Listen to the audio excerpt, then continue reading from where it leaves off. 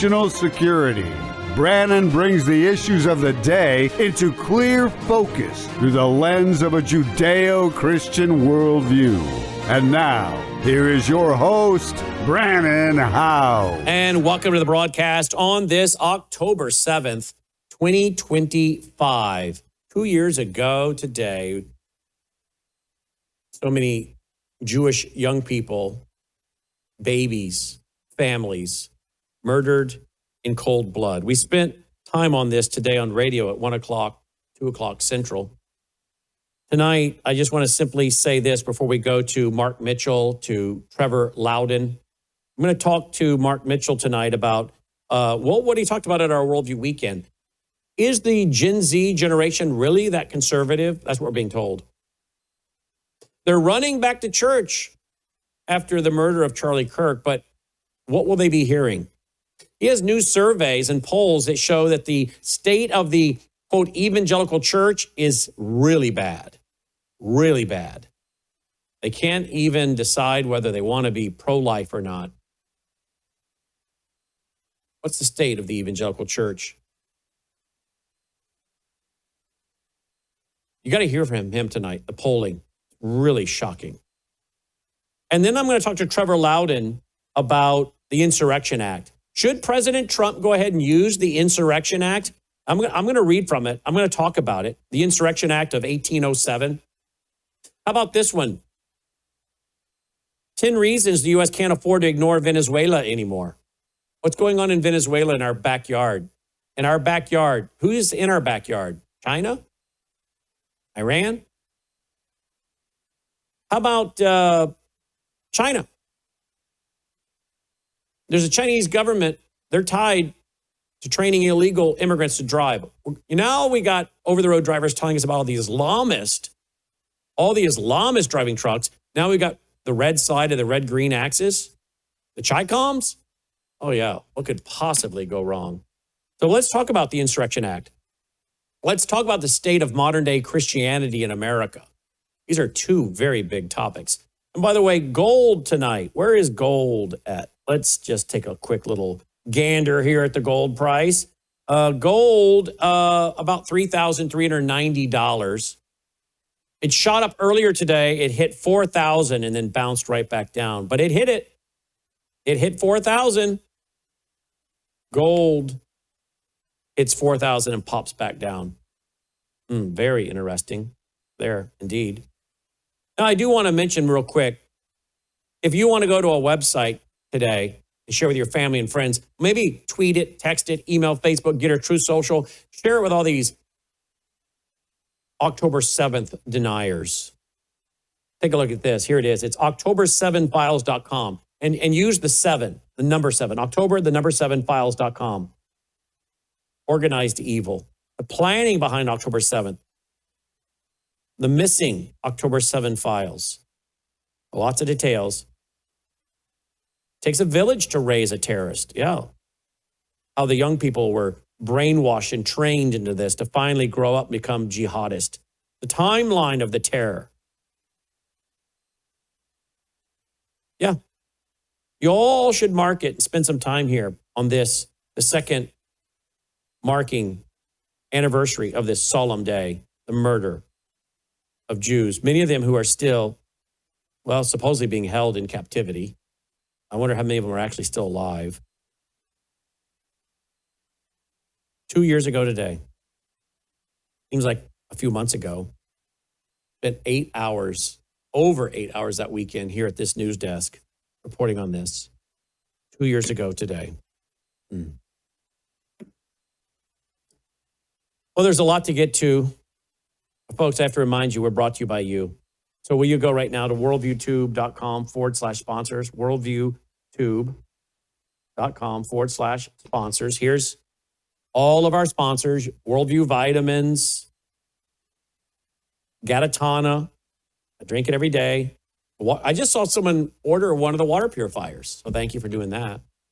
Filter out all those poisons that are in your water that are causing cancer. And there's a ton of them, folks. WorldviewHealthcare.com. Get your medical kits. Have those on hand. Become your own pharmacy. Become your own urgent care. Bella Grace, I take it every day. Of course, remember now, Bella Grace also has now what is selling like crazy, and that is the new Bella Melt that has the GLP-1. This is selling like crazy. You can take this before or after each meal. This is a natural product that helps to curb your appetite, helps you feel full faster. Also helps you burn more calories. Check it all out. MelissaHouseBG.com, MelissaHouseBG.com. It stands for Bella Grace. MelissaHouseBG.com. There it is right there. MelissaHouseBG.com. Go there. Get the elixir that I take every day. I think I told you yesterday, one of my relatives who's a senior got on the Bella Grace and his hair is growing. His wife said, your hair is growing. He's in his 80s. Oh, I can tell you that right here. Look at that shot from behind, Logan. Go to that behind shot. I would have never let him do that a few years ago because of the thinning spot there. Look at it, it's covered up. That's because of Bella Grace. So again, you want to grow some hair? You want to thicken your hair up? You want to heal your leaky gut and inflammation?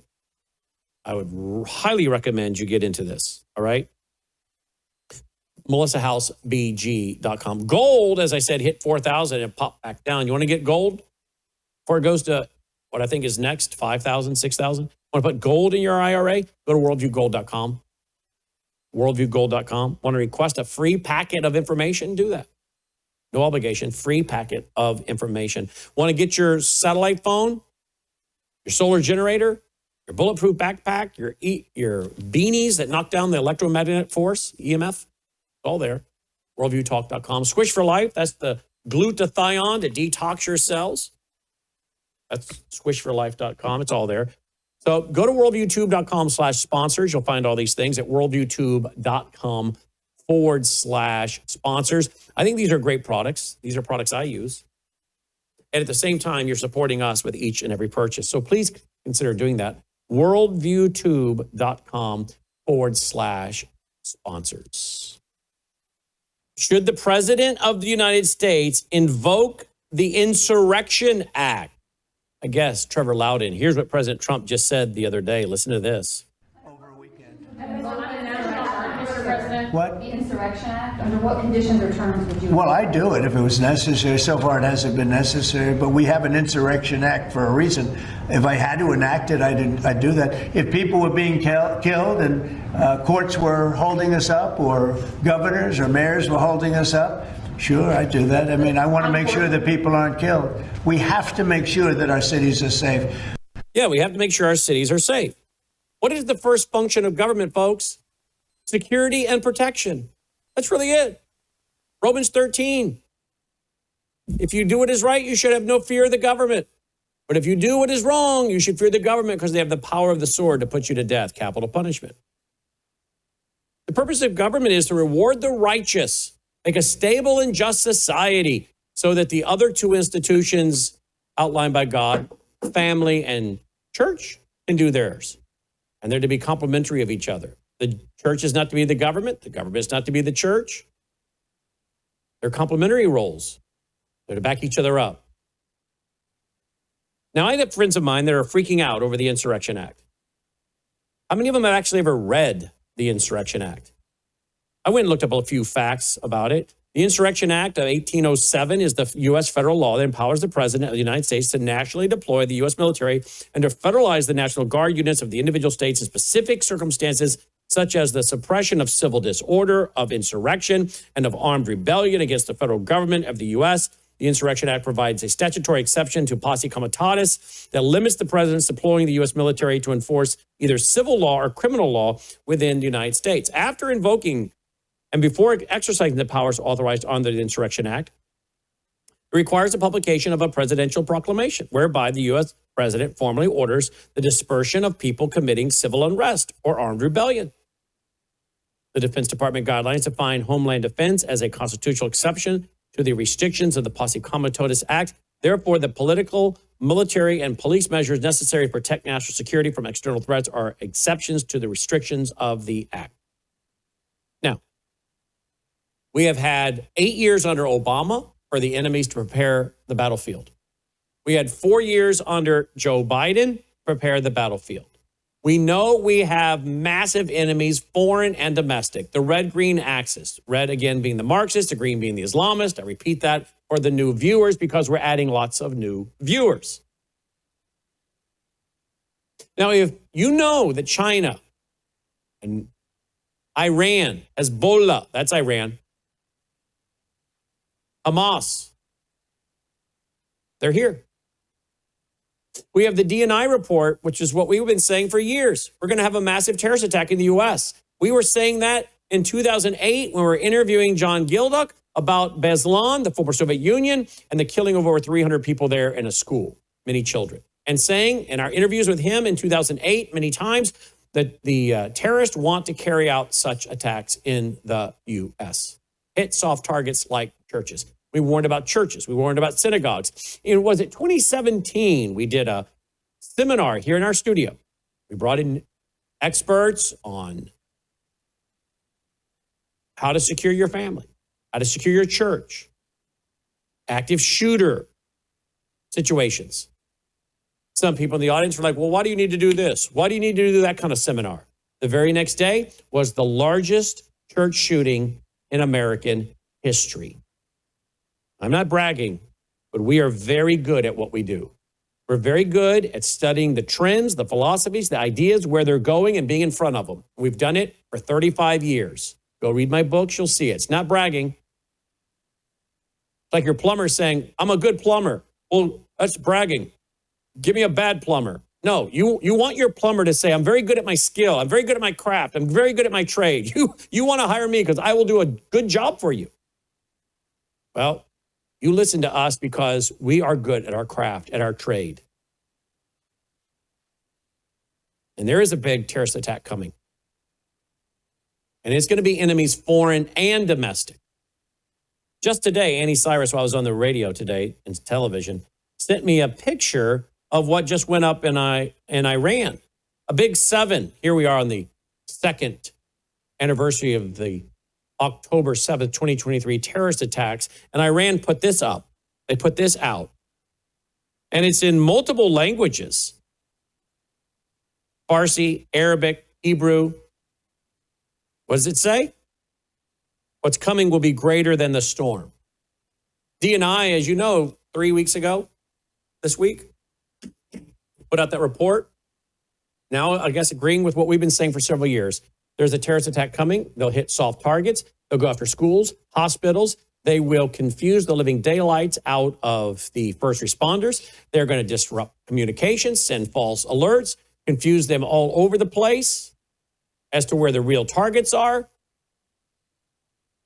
And how many Americans are going to take this seriously? How many of the anti-Semites out there are going to blame this on the Jews?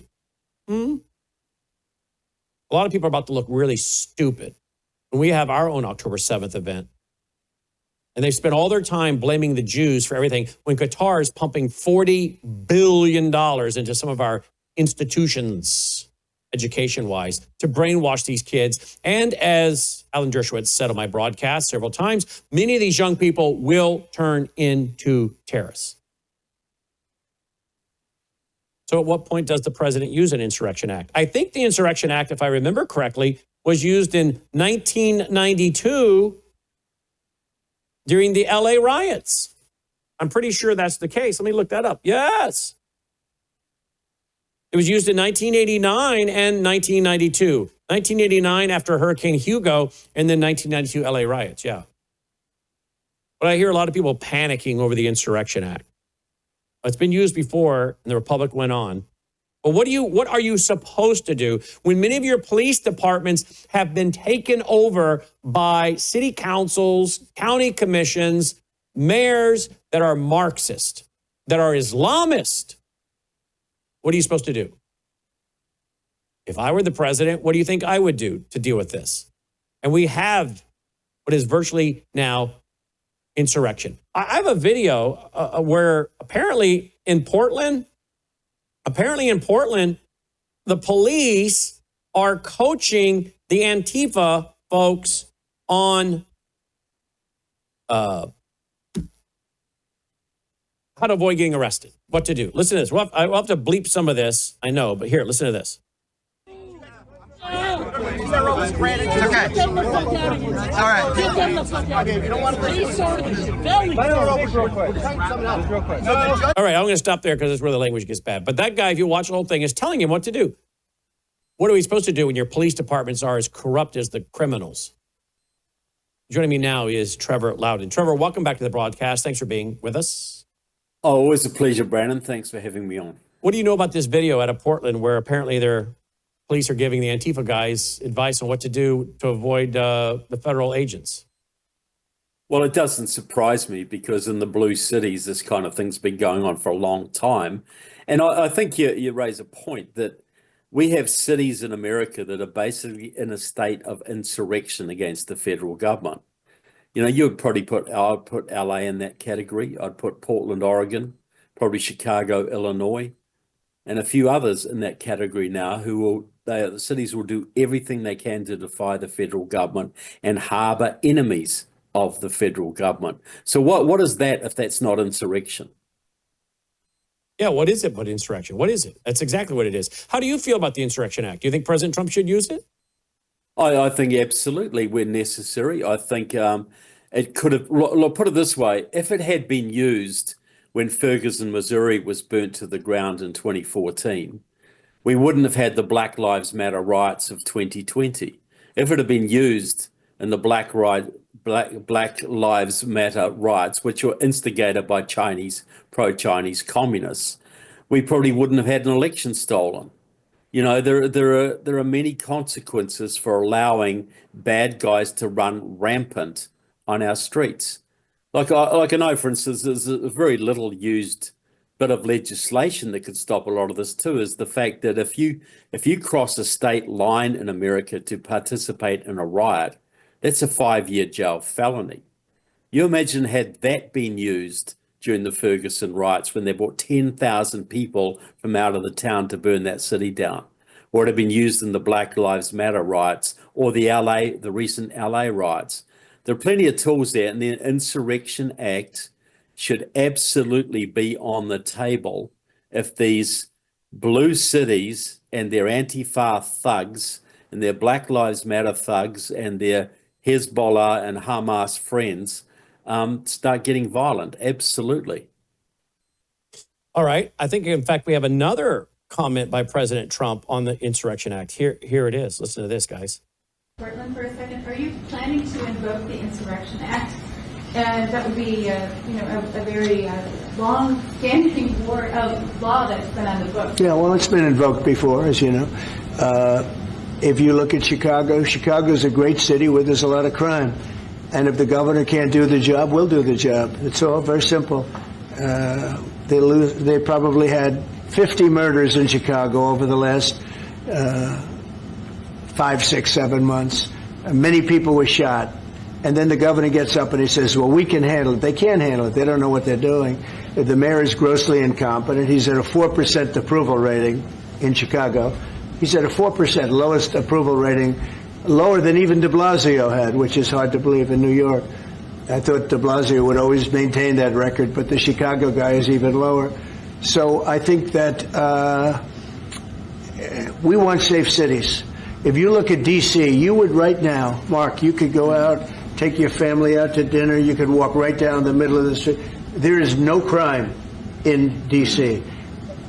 When I got here, this place was a raging hellhole where people would come from Canada, people would come from other places and end up getting shot. Nobody's being shot. The National Guard's been unbelievable. I mean, they are strong, tough guys. You know. Yep. Why do you think so many people on the right are so upset that Trump's becoming a tyrant and a dictator? You know, I don't remember any of these folks saying this about George H. when he used it in 89 or 90. Do you? It's just, we got too many wimps out there. We do have an awful lot of armchair experts, don't we? Yeah. Look, Trump's not a dictator. He's not a tyrant. He could have used the Insurrection Act a long time ago. He could have used it during the riots of I think he could have used it in 2017. 2020 and stayed in office if he wanted to. Exactly. So if anything, I'd say Trump has been overly reluctant to use the powers to go after the enemies of the Republic. I think if you're going to fault him, it's been for his reticence more than his zeal. So look, I think it's got to be on the table. We are coming into a period, I believe the next year will be the most violent, or potentially the most violent, America has seen since the Civil War.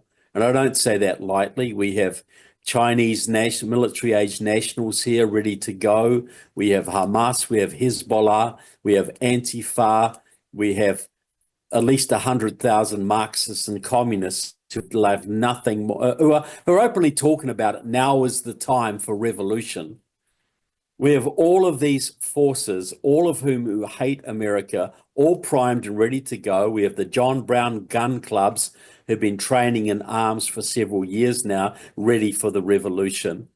We know that many of these people are armed. We know that they have foreign backing.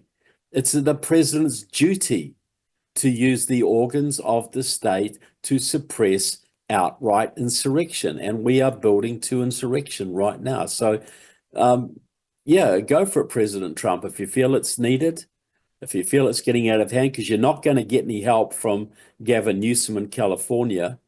You're not going to get any help from Pritzker in Illinois. But the people of Illinois deserve American protection. The people of California deserve American protection. If their own corrupt Democrats won't give them protection, it's up to the federal government. That's the duty of the federal government. Here's 1962, Ole Miss University, about an hour and 10 minutes from where I'm sitting right now. John F. Kennedy used it in 1962. Yeah, that was when to enforce segregation in the university. You know, and that was a far less serious situation than we've seen in recent times. And people say, oh, well, that's setting the standard. Wait till the Democrats come back. Well, you know what? And they'll use it against us. Well, they're going to use it against us regardless. But we're constitutionalists. We're law abiders. So are we not to enforce and deal with the communist and the Islamist in our midst because they might use it against patriots? If they use it against patriots, then they're clearly abusing it. So you're saying we're not to use it and clean up the people who are here for fear that the folks that are here might use it against us when they come to power? All the more reason then to clean it up now. I mean, how bright do you have to be to figure that out? Absolutely. This is just cowardice. You know, the Republic is standing in the balance. There are so many forces, external and internal, trying to tear this great Republic apart. It's going to take resolute action. And so I commend President Trump and the red governors like Ron DeSantis. The left doesn't protest in Florida anymore. Ron DeSantis has been very, very tough on them, and we've had a very quiet time here, and that's great. He's shut them down. He's kicked them out of universities. He's done all sorts of stuff, and this is the only kind of approach that's going to be effective. We have a hardcore minority in this country, many of whom are armed, many of whom are backed by Cuba, by China, by Venezuela, by other countries who want to cause mayhem here. And absolutely, it is the president's duty to use whatever is necessary to stop these people depriving everybody of their rights and their freedoms and even their lives at times. So, look, I'm not scared of it. If it's necessary, if it's needed, it should be invoked. I am a bit disappointed that President Trump hasn't invoked it in the past when he could have. It could have saved us a lot of grief. But I think he's at the end of his patience with these people. We've seen attacks on ICE, you know, assassination attempts. We've seen the assassination of Charlie Kirk.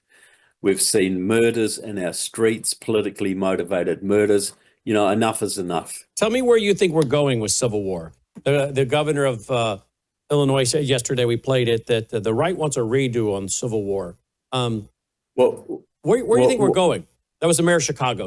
Mayor of Chicago. Do you think we're headed that way? Well, that's Brandon Johnson. He's a Marxist, backed by the Marxists. They put him in power. So he's a revolutionary. So he wants to amp up the pressure. So the left keeps talking about civil war, and they want a reaction from the right. That's what they want. They want the right to do something stupid. But look, civil war is distinctly a possibility.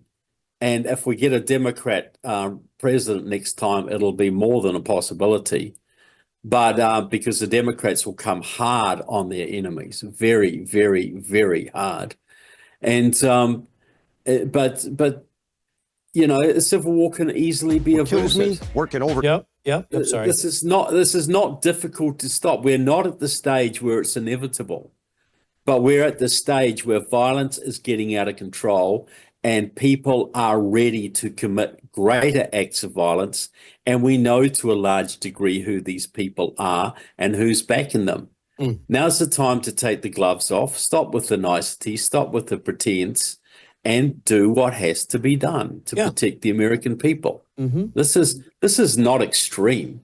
This is what any president would have done for the last 150 years had they not been so intimidated by the left over the last 40 years to believe that anything you do to crack down on law and order is borderline fascism. Yeah, that word's being thrown around an awful lot. Now, I don't agree with certain things like the U.S. government buying up percentage of companies and whatnot. I think that's not where we should be doing. We should be using government money to buy up stock in companies and corporations. But there's too many people throwing that word around when it's not applicable. Now, let's go to this. Daily Caller. Chinese government tied network training illegal immigrants to drive big rigs in the U.S. We've already got a problem with the big rigs. I'm getting so many phone calls. I've done shows on this on my 74 terrestrial stations with over-the-road professional drivers calling in, saying when they go into the truck stops, the American truck driver, are the minority. There's so many Middle Eastern truck drivers, and they're running over people. We were the ones that broke the story for American truckers on the number of people being killed that were illegal drivers.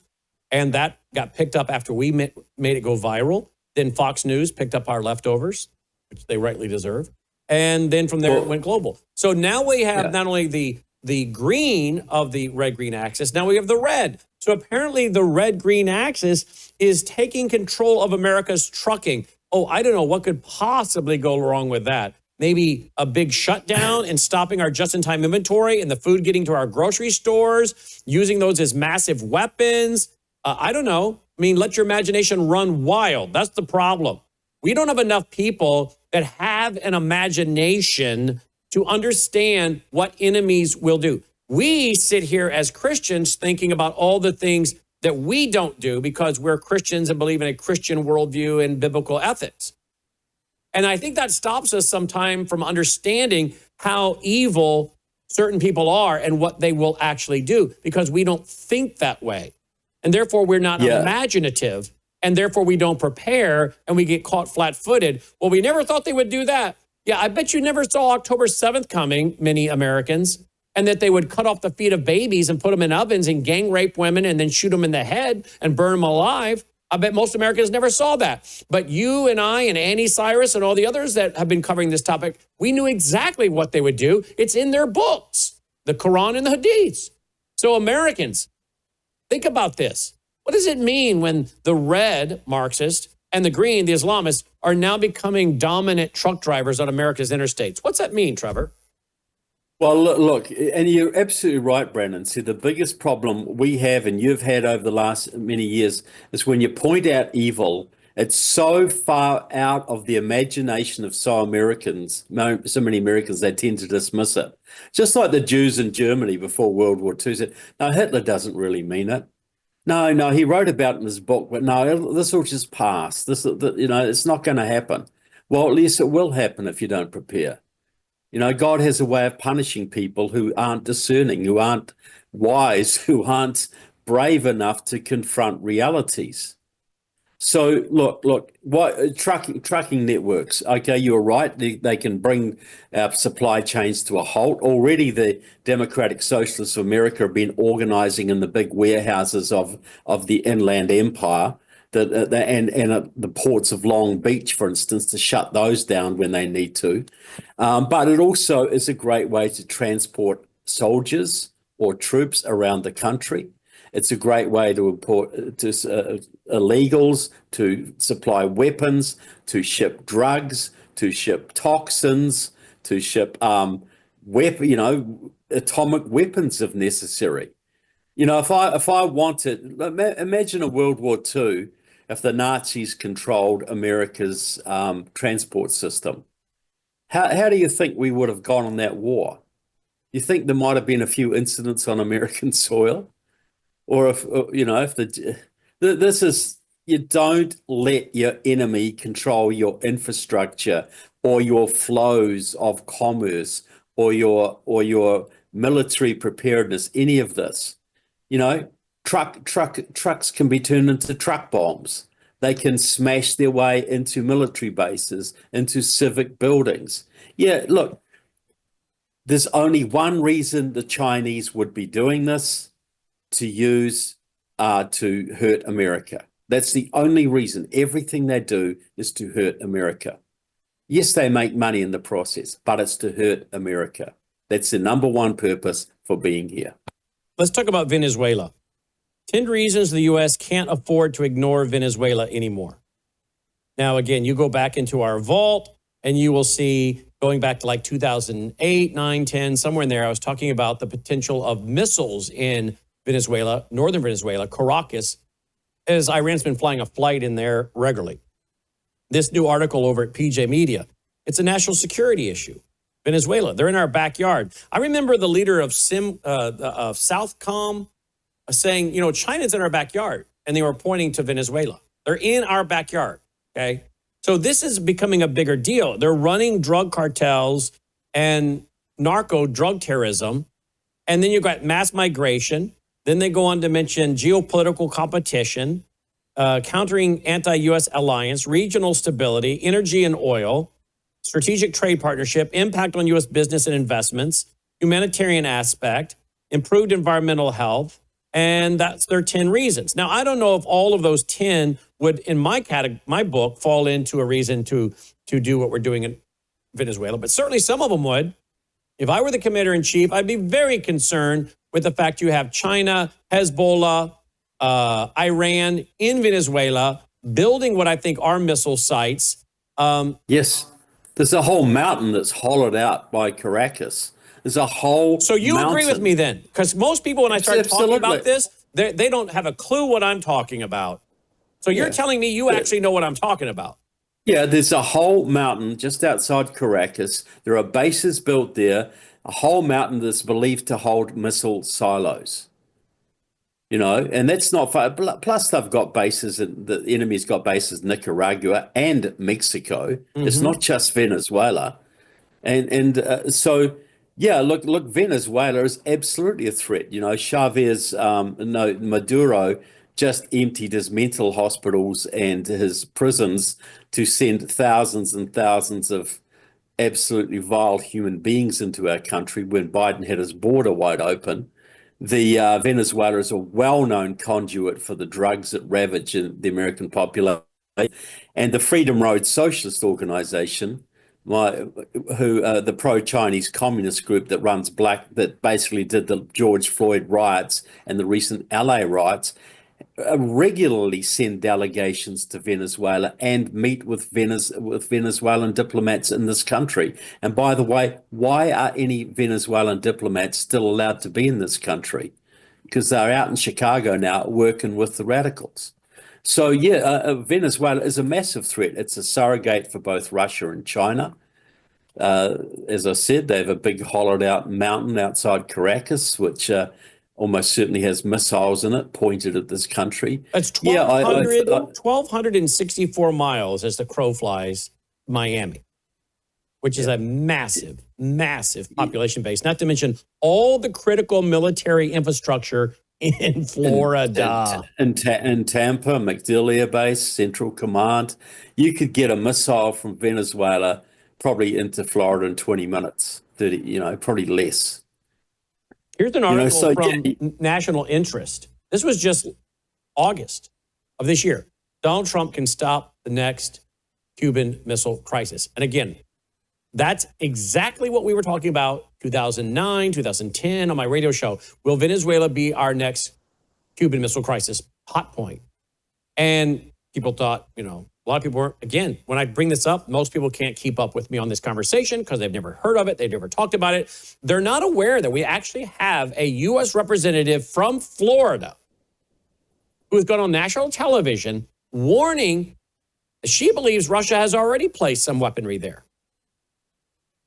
Not to mention, what is Iran doing with regular flights into Venezuela? Yeah, look, it's a revolutionary base controlled by someone who hates America. Look, I was talking to a guy the other day who interviewed a general who defected when Chavez was in control.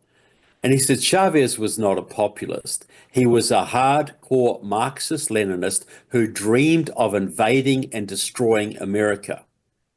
That's under Chavez, with Russian and Chinese help. And as I said, they are also in Mexico. They're also massive base in Cuba. They're in Nicaragua and several other Latin American countries.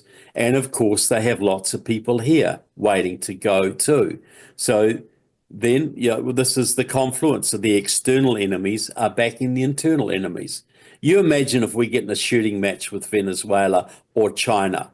Do you think the Venezuelans and the Hezbollah and the Hamas here are going to sit on their knees or go to Disneyland? Or do you think they're going to start blowing up bridges and assassinating public officials and attacking military bases? What do you think they might do? Here we go. September 25th, 2025. Venezuela deploys Mach 3 anti-ship missile fighters in bold U.S. Navy showdown. In addition to this, Trevor, we have this president of Mexico. I mean, she's talking about throwing people in jail for making fun of politicians. Her biggest trading partner is China, is it not? Yeah, well, she is a communist. Claudia Sheinbaum is a communist, as was AMLO before her.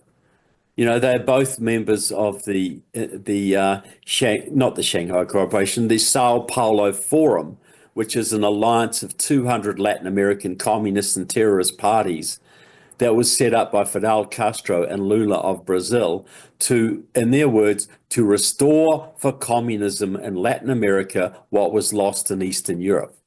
And Scheinbaum's party is part of that. We've got a communist government on our border. Now, I'm not talking about Canada either. I'm talking about Mexico. Yeah. So Canada's leader isn't far off that either, to be honest. But, we have a communist government allied to both the Russians and the Chinese and the Cubans on our border, and we're still allowing trans-border commerce. We're still allowing trucks to cross that border, and illegals are still coming across, though greatly lessened, thankfully. Look, we got to wake up to the national security threats out there. We've got war looming in Eastern Europe. We've got big war could break out any time in the Middle East. Forget this peace deal with Hamas. And war could break out in the Far East at any time. And you can guarantee if any of those wars get really hot, you can guarantee that we will see trouble, big trouble within our borders. All of those countries, enemy nations, have their agents here now waiting for the day. Did you know, Trevor, I didn't know till yesterday, that there's a movie coming out called One Battle After Another? I've heard of the movie, yeah. Leonardo, what is his name? Leonardo DiCaprio? DiCaprio, yeah. And you know what it's about? Apparently it's about revolutionaries that start breaking illegal immigrants out of ICE facilities, etc., in the U.S. I'm not going to play the audio, Logan. I'm just going to play the video of it, if you want to throw that up there. But as you watch this thing, what it reminds me of is like a movie glorifying the Weather Underground. Exactly. That's exactly right. To glorify left-wing hardcore revolutionaries basically defying the federal government. And this is designed for all these young, stupid kids out there who've been trained to think that the Republicans are Nazis and fascists and that they're part of the underground and they can be good progressive heroes by doing what these idiots are doing. I didn't know that was the theme of the movie. I know the movie was coming out, but I didn't know that was the theme. But that does not surprise me at all. And the fact that Leonardo is playing a lead role, given his political leanings, it's not surprising. Mm-hmm. What do you say to people that say that our thinking is stuck in the 1980s? Well, I'd say my thinking is stuck in 2,000 years of Western history. So it does not 1980s. It goes way back beyond that. You defend your nation.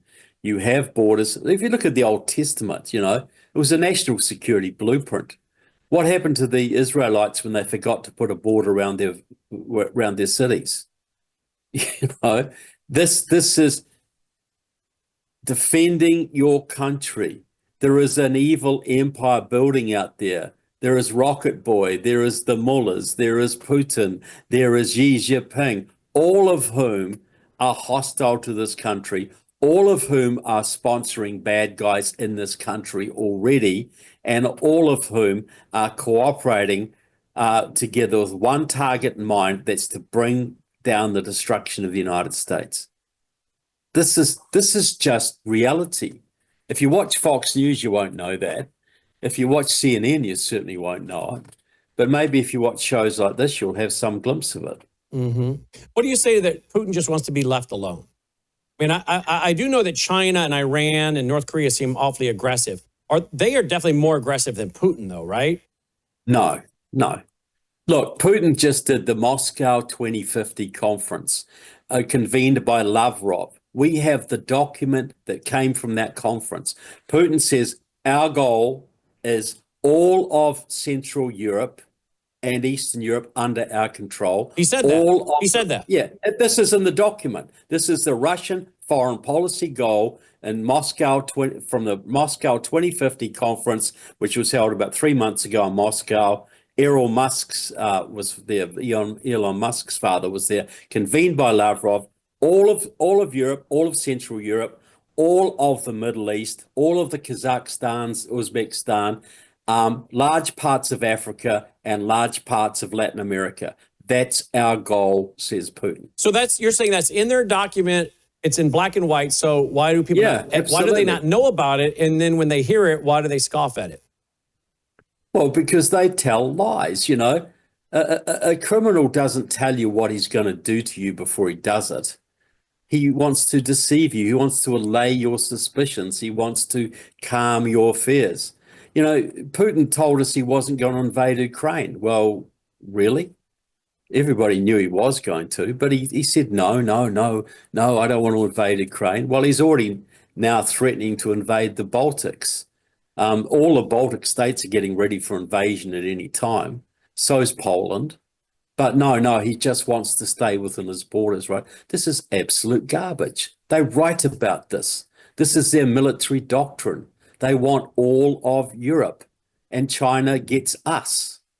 That's the division of labor. That's the big division of labor agreed to by the Soviet Russians and the Chinese well after the collapse of the Soviet Union. Russia gets all of Europe and Canada, and then China gets pretty much all of Asia, Latin America, and the United States. All right, so in conclusion, we clearly have the setup of foreign enemies all through this country. Are they the ones that are funding a lot of this street rebellion? And if so, are they doing it before or in anticipation of destabilizing our homeland as we see what looks to be World War III on the horizon? Well, yeah, absolutely. This is setting up America for massive internal insurrection as our enemies encircle us. So if the war starts, we will get bridges blown up, we'll have people assassinated, there'll be pandemics, whatever. But look, some of it is definitely funded by overseas. The Chinese funnel a lot of money in here through the Vancouver real estate market, etc. The Russian mob, which is a branch of the KGB, brings money in. But look, a lot of the revolution in America is funded by the union movement. It's funded by the non-profits. It's funded by government departments. It's funded by local city governments. The left has no shortage of money. You're a leftist activist, you're going to get a union job or a city job or a foundation job. You're going to have a nice fat salary while you spend 24/7 organizing for revolution and destruction. Your Act Blue will be funding you, whatever. Most of the money for the revolution comes from our own taxpayers or our own local governments or our own union fees. TrevorLoudon.com. TrevorLoudon.com. You'll find his books and resources there. And as always, Trevor, it's great to have your analysis because the battlefield clearly is being prepared. And again, as Lenin said, Lenin died, I think, in 1924, right? Yes. And he said, we will take Eastern Europe, Asia, surround the United States, and collapse it from within. 100% correct. And that plan right? has and it's happening. That plan has never wavered under Yeltsin, under Gorbachev, under Putin. That has never wavered because the KGB has been in power all of that time and still is to this day. Gorbachev went on to form the Green Cross, did he not? Exactly. And tell our listening friends what the Green Cross was all about. Well, the Green Cross was basically which was headquartered out of Presidium in San Francisco. Thank you, the Presidio in San Diego. San Diego, sorry, funded by the US taxpayer, which was basically organizing the green revolution all around the world, the environmental revolution, which is all designed to collapse Western economies. Yet he was telling us he wanted perestroika, right? Yeah, well, perestroika was a tool of the KGB to make themselves more efficient and get more money off us. And it worked. That's all it was. It did work. They were able to import all kinds of technology that was dual use and went right toward their military. And they're on 5th and 6th generation technology that we don't even have comparable to yet. Yeah, and we built it. Just like we built China, just like traitors like Nixon, Kissinger and scammed us to building up China because they'll be our friends. They'll be like us. We'll make money together. Look, once a Marxist-Leninist, always a Marxist-Leninist. Putin is a Marxist-Leninist to his core. He's organized 3 communist youth conferences in the last 7 years. One of them. Can you please say that again? Can you please say that again for those who didn't catch it?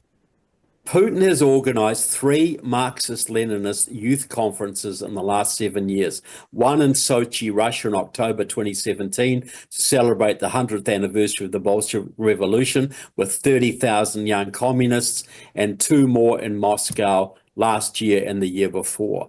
Look, this idea that Putin's a Christian is just garbage. He is a Marxist-Leninist to his bootstraps, and he's working with the Chinese and the Cubans and all the old enemies and the Iranians to do exactly what Stalin and Khrushchev and Brezhnev dreamed of doing, and that's taking down the US once and for all. Wake up, folks. Wake up. And I know many of you are. You need to share this with your family and friends once it's posted. And I would urge President Trump to use the Insurrection Act in some of these cities because they have been taken over by hardcore Marxists and the red-green axis. And they got their call to prayer. I mean, in the UK, they're doing their call to prayer. But if you pass out a gospel tract or a Bible, you're going to prison. That's coming to America, folks, where you'll be able to have the call of prayer to a satanic religious system. But you pass out a gospel tract or Bible, you're going to prison. And don't complain. Those of you that are being so weak on this, or if you have family or friends that are being so weak on this, don't let them cry to you when this country falls. Because if we don't clean this up and clean it out now, there will be no republic. TrevorLoudon.com, TrevorLoudon.com. GLP1.com. As always, Trevor, thank you. Always a pleasure, Brannon. Thanks so much for having me, and a big thank you to the audience. We'll be right back after this break. News is moving faster than ever, and so are we. Worldview Tube brings you 24/7 live stream coverage and now real-time alerts when it matters most. Once you have the Worldview Tube app installed, exit the app and navigate your way to Settings. In Settings, locate the tab labeled Notifications. Select the Notifications tab. Scroll down until you locate the Worldview Tube app icon.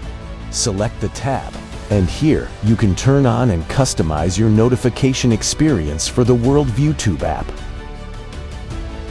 News doesn't wait, and neither should you. Turn on push notifications to stay informed. Every headline as it happens. We have a big announcement, folks. It's called Bella Melt. In the first week, you lost 3 pounds on this, right? That is correct. Your GLP-1 is a natural hormone that's in every single one of our bodies. And your GLP-1 lets you know if you're full. It's a satiety hormone. So when your GLP is working properly, it does help suppress your appetite as well as reduce those cravings. So what it's going to do best is it's going to reduce your sugar cravings or any other cravings you have in your body. It's going to suppress that appetite. But where Melissa got the most benefit, I think, over the last week was the L-carnitine. The L-carnitine tells your mitochondria, this is where you make, we talked about it before, this is where you produce energy in your cells. It actually tells those mitochondria to burn fat for fuel. Melissa Howse, BG.com, just now introducing for the first time Bella Melt with GLP-1 Fast Action. Joining me now is Mark Mitchell. He was just with us, part of our National Worldview Weekend, and he has a very interesting post today. Do you like the idea of your republic being rooted in Christian values? Question mark. Good luck with that. More Zoomers identify as gay than as very religious. I thought there was some great spiritual awakening with our young people, Mark Mitchell. What happened? I think people are maybe trying to find copium, and they're trying to pat themselves on the back. Trying to find hopium? Yeah, basically copium. Copium, It's so they different can than cope. hopium. I don't So know. they can cope. Copium. Pick your poison. But basically, Trump won, and everybody's happy. Right direction polling is up. And I think people want to think that the battle is over. And as people who listen to my keynote know, that this battle is far from over. This is a battle for the soul of America and what kind of country we're going to be. And if you look at the Zoomers, you're putting my video up that really goes into it. It's an hour and a half long. It's a tough watch. It's probably going to make people want some alcohol after it. But the truth is that the Zoomers are kind of not in the right place for them to take over the reins of power in our representative democracy. They just aren't. First off, they were handed a really, really crappy situation. We basically destroyed society and then said, here you go, like, good luck. And, everybody's looking at them and saying, why are they playing so many video games? Why won't they just go out and get a job? Well, they can't buy a house. The women are messed up. They all have mental health problems. It's literally just jacked, and they don't have values. Even the people that voted for Trump overwhelmingly support socialistic things because the system has failed them. They think the economy is unfair to them. No matter how hard you tell them to just go out there and touch grass, it's not going to work for most of them, and they're probably going to raise really messed up kids. I don't understand how they're going to support our buckling social safety nets. And those holes are being filled online by things like the LGBT community, which do have a pretty appealing message to them, which is like, well, you're special, you're different, and our community will validate you. And okay, it's based on your kinks or whatever, but this has been found over and over again by multiple pollsters that 23% of Gen Z identifies as LGBTQ. And you could say, all right, well, some of them are just a whole bunch of bisexual women. Sure, okay, maybe. But you know what? They're not forming families early. They're not procreating. And Gen Z women just want something different out of life than Gen Z men. Gen Z men they want to get married. They want to have kids. They want to have careers and support their family. Gen Z women, especially the Harris voters, they just want to be seen. They want a corporate career. They aren't interested in being married, having kids. And so these kids are like drinking away their college years. They're going to like hook up on the online dating apps for most of their 30s. And, then there will be a scramble for the ones that are going to procreate in their 30s and whatever. I mean, good luck, but we're not going to be cranking out the children like we used to be. And then there's the church aspect. We really hit religion hard in that video and in our keynote address. The church is... You're talking about the one you did at ways. my Worldview Weekend National Conference this past weekend, that one, right? Yeah, 100%. So that video you put up is actually kind of like an expanded version with additional polling. It's like an hour and a half. Same message, though, which is like, what is the real battle in America? And it's a battle between two competing worldviews, one that's not based on morality, that, is the online liberal monoculture that is rooted in neo-Marxism and is totally fine with ignoring objective facts in order to like make themselves feel better. It's like emotional. And then there's the objective Christian capitalist rooted in values worldview. And it looks like with Generation Z, that side is losing. And so the window is closing for people to address this. And I'll give you some examples about how religion is failing. More Gen Z identify as LGBTQ, 23%, than as identify as very religious, 18% of them. And so the good news is, okay, well, 30% identify as somewhat religious. Is that enough? I don't know. I can tell you it's down a lot in the last 15 years because the 18 to 29-year-olds were just as religious as the older people 15 years ago, and they're not anymore. So there's actually a dechurching that is hitting young people. And I can see it in the polling we did in October. We did a huge poll on religion, that people are abandoning traditional large denominations, Protestantism. And actually the 18 to 29-year-olds are the most Catholic identifying as anybody. And then evangelicals is second. And the behavior of them who do attend church is pretty interesting. If you can get them to say they're Christian, they go to church just as much as everybody else. They actually do. And then among those people, we asked, well, when did you become a Christian? And you would say, well, the ones that are Christian now are probably ones that were brought up in the church. And that's actually not the case. Only 41% of them say they've been Christian their entire lives.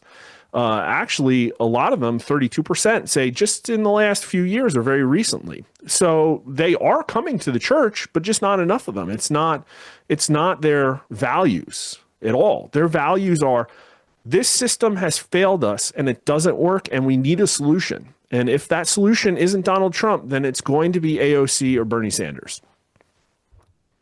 Wow. It's going to be AOC or Bernie Sanders as the next president. Or Mom Donnie, or, well, I don't know if there's enough of these people to sway it, but I'm just saying it's like they're not going back to the Mitt Romney Republican Party. They just aren't. That is a non-starter. It's not what people want anymore.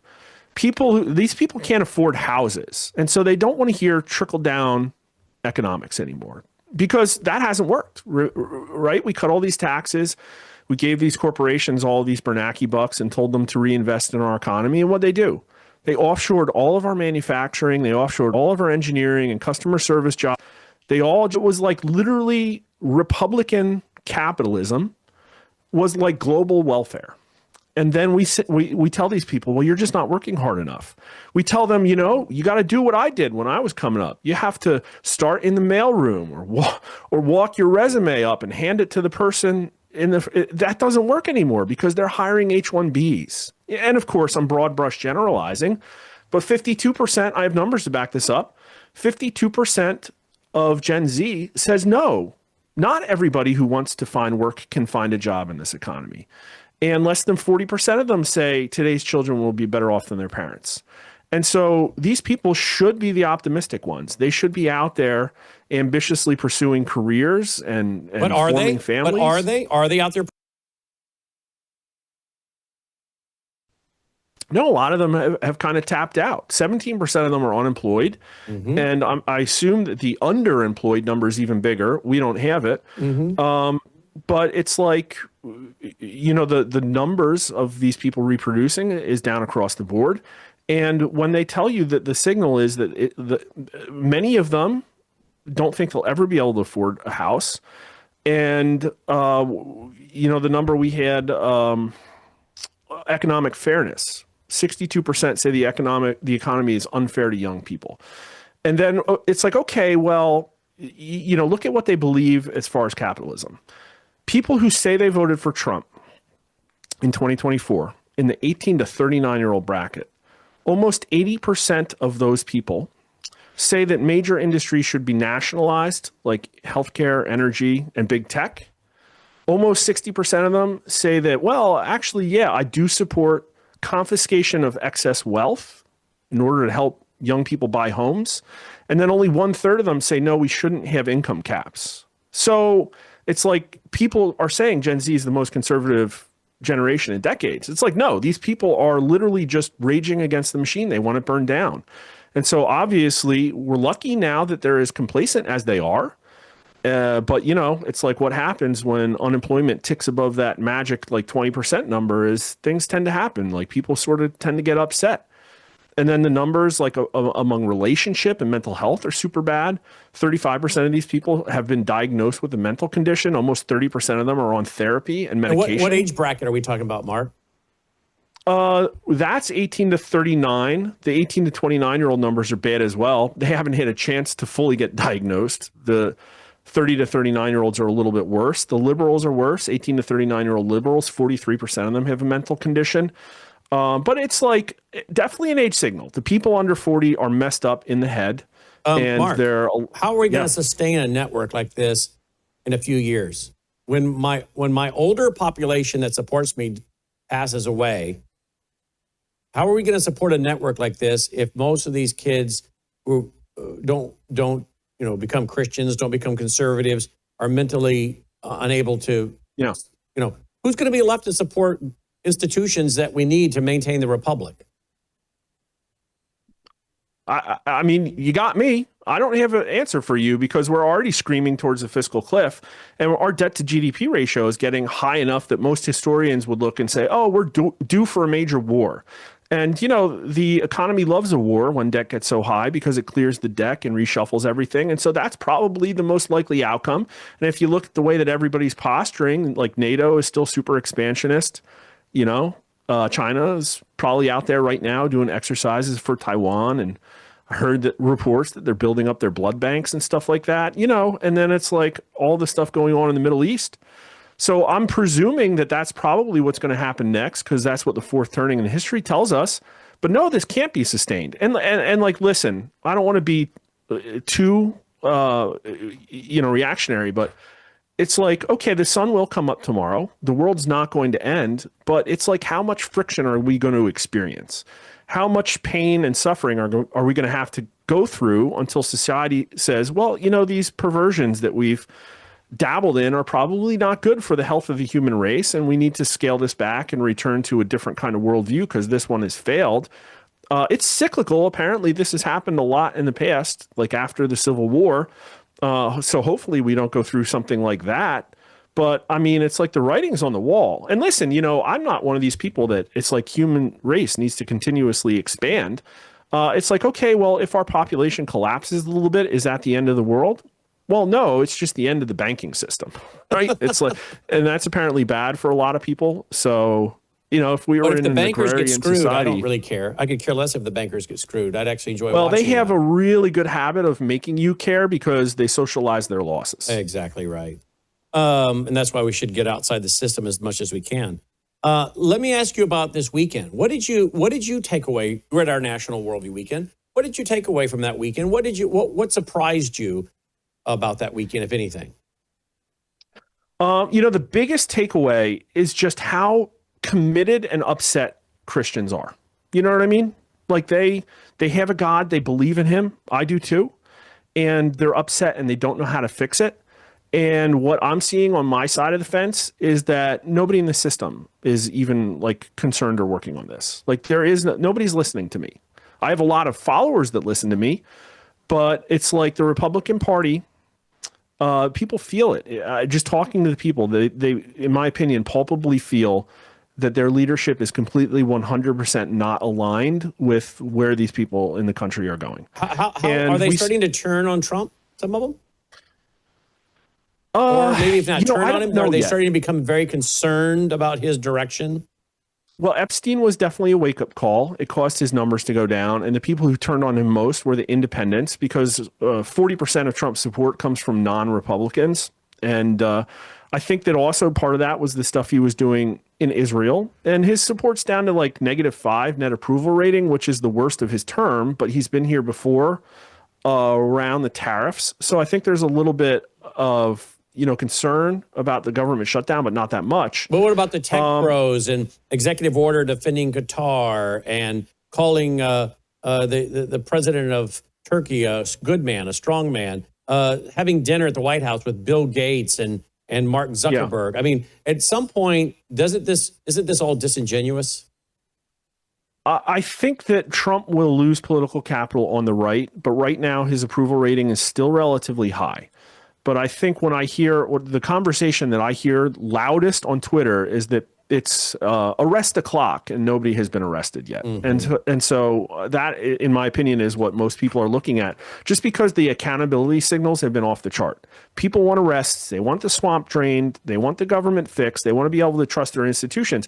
And we're not seeing any of that, because the highest numbers that Trump was doing was when Doge was fixing things, and Doge got shoved into run off the road by the Republicans, basically. Mm-hmm. And, there's a super huge opportunity here. I don't want to be a doomer, but it's like the government is shut down now, and everybody was looking at Russ Vought and saying, all right, what's he going to do? I don't know. Has he done anything?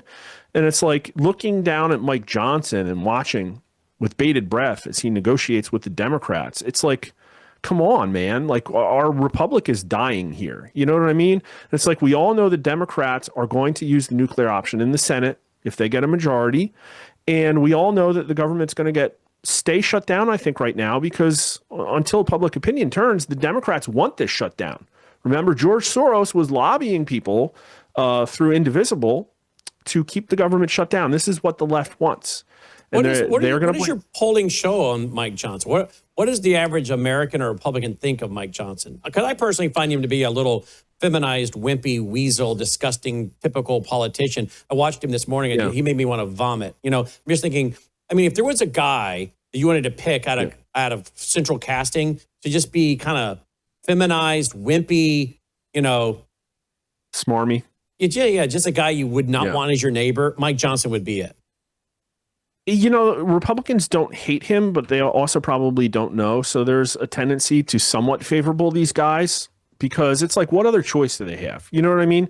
It's like, you can feel in the conversation that people are mad and upset with the Republican Party. And I definitely have polling to support that. But these people still pull out, like high 60s, low 70s favorability rating when Trump's above 80 right now. That's just kind of the way it rolls. Like, when people were super mad at Pam Bondi and said, no, the Epstein case is not closed, including like almost all Republicans, she still did a pretty good favorability rating among Republicans. So there's this aspect of sort of brand loyalty. But the numbers that I picked out most, I think, that mattered is that we saw back in, I think it was May, we asked, agree or disagree, Republicans in Congress are not acting on the mandate that Trump was given. And 60% of Republicans agreed with that statement. So that's not good. And then 38% very favorable rating of Republicans in Congress by Trump 2024 voters. So it's like, when you look at all of Trump voters that include 30 to 40% who are independents and Democrats, they're not happy with what they see with the Republican Party right now.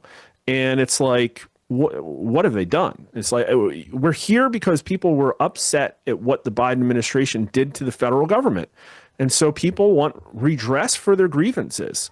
And it's like, look, again, Donald Trump was raided in Mar-a-Lago with authorized use of deadly force. Americans did not approve of the FBI raiding Mar-a-Lago with the use of deadly force. And they said that the FBI was Joe Biden's personal Gestapo. And here we have James Comey probably did his weekly spa treatment today and had a light lunch with friends and spent a few hours posting on Blue Sky today. You know what I mean? It's like, what's it going to take? The window is closing for account. We have less than a year left before maybe the Republicans in Congress become a lame duck. And based on the projection you're seeing now, what do you think will happen at the midterms? Impossible to predict, because the numbers are so close right now, and anything can happen. There's so much dry powder that Trump has, and it's like, are we going to blow that powder up or not? Like, are we going to put that in the cannon and shoot it? You know, it's like, where's the criminal indictments in? Is he in a bubble? Stuff? Is he so surrounded in a bubble that? Because I've seen him get asked questions and things he didn't even know. You know, I'm like, oh wow, I'll address that tomorrow. Didn't know. Thank you. I mean, I'm like, how does he not know that? He's the commander in chief. He's the president. Is he in a bubble? Is he aware of what the average voter and American out here is thinking as you poll them? I know that some people in the administration follow my polling, but I don't think necessarily in the White House. And I can tell you across the board, the Republican Party doesn't follow my polling. And I don't have sources inside the White House, but what I hear from people who do is that there is very tight controls like InfoSec, and that there's a filter on what he hears and what he doesn't. So he's in a bubble. And I don't know how much of that is by design or just by, that's just the way it is. Yeah, and yet here you're a guy that should be being heard inside the White House, and so should Gordon Chang. And Gordon Chang was asked during the Q&A about his influence in the White House, and he said basically, I don't hear from them. This is the problem. We hear from the typical let me tell you this, Brannon. insiders. They get into every stinking administration, and all of them end up the same way. Isn't that that's not by coincidence? Well, let me give you this example too. So we did that Epstein polling, and it was like nuclear. America was really mad at the handling of this because they said, no, there are wealthy and powerful people that need to go to jail. And I know for a fact that those crosstabs landed on the desk in the White House. Mm-hmm. And then what happened the very next day? Trump was attacking his supporters. So I don't know. Like, that's not good. So basically, they don't care about the polling of what the base thinks, right? I guess particularly on this issue for reasons that we're not privy to. And it's like, okay, is any single one of these the golden BB? No, but at some point the golden BB is going to come, because you can already see the Republicans are trying to distance themselves from MAGA and move things in a different direction. Is MAGA going to survive after Trump is gone? Well, MAGA needs to become something different anyways, because Donald Trump is the gatekeeper of MAGA, and he's a branding genius. He predicted what America needed before we even needed it. The exact issue set. It's like, yep, borders, screw China, America first, let's stop the wars, let's drain the swamp. It's like, okay, that's exactly what we needed. And no Republicans were talking about that. They were talking about like health insurance reform. They're like, let's repeal Obamacare and replace it with something that's even wonkier. It's like, that's never going to fly anymore. And so Donald Trump's not going to be there to champion MAGA, and the Republican Party is going to try to just be the Romney Republican Party again, because that's like I think mostly the people who are still there. And it's like, okay, incumbent on J.D. Vance to figure out, like, what are you going to run on in 2028, dude? And how are you going to align the Republicans behind you? But does J.D. Vance even know what it is that the evangelical Christians in America want in a president? Has he bothered to reach out to evangelical leaders? Has he bothered to come on my 74 large Christian stations? No. Why? Oh, I don't know. Because, Tucker Carlson's son is a gatekeeper and won't let us through? I didn't know Tucker Carlson's son worked with JD.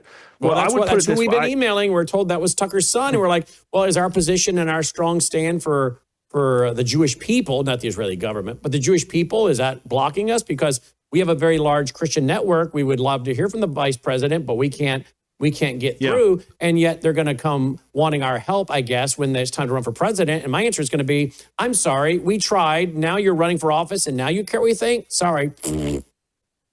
Yeah, I don't know. I would presume that there's an aspect of we're not in campaign mode. Mm-hmm. And I don't like, that's the best I could say for the other thing is, I know for a fact that one of his biggest issues is wealth inequality and reordering the economic structure to better serve Americans. And that's, in my opinion, the most important thing for the Republican Party to be fixated on. Now, there's a larger question about, like, what does our society look like? The famous Sam Adams quote that we're wholly unsuited for anything other than a Christian and moral society. Like, that's an important thing, because we're going to find that the Zoomers and probably the generation that they raise is going to be even worse. It's like, again, their hole is not being filled by Christianity. Some of them are, sure. Yes, there's an uptick. Yes, young people are going to church. But it's like, on the whole, these people have a very different value set. And quite frankly, whose job is that to fix? Like a Republican politician or the church? And I can tell you that the church is not in a position to be fixing these things. Yes, evangelical churches for sure. But if you were to measure, like, let's just say how certain people are about their worldview, I could use as a proxy question something like, well, who is most like your views on abortion, Kamala Harris or Donald Trump? And do you know who is most certain? It's not Christians. It's not Muslims. It's not Jews. It's atheists. They're the ones who are most certain about their worldview, and they support Kamala Harris on abortion. So wait a minute. You're telling me the self-professing Christians are not sure about their position on abortion? Yeah, 100%. And you know why? Christians, Mark? Go ahead. Because this is, it's founded Worldview Weekends in 1993 for this very reason.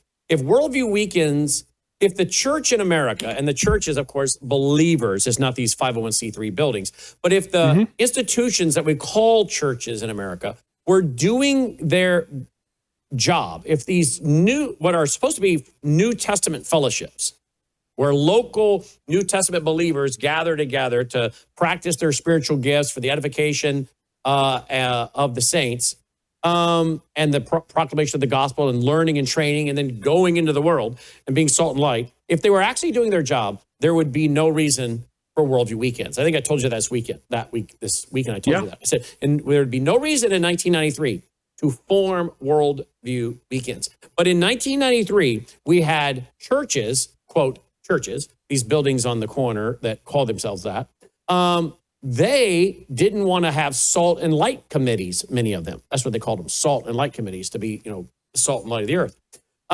Because that's politics.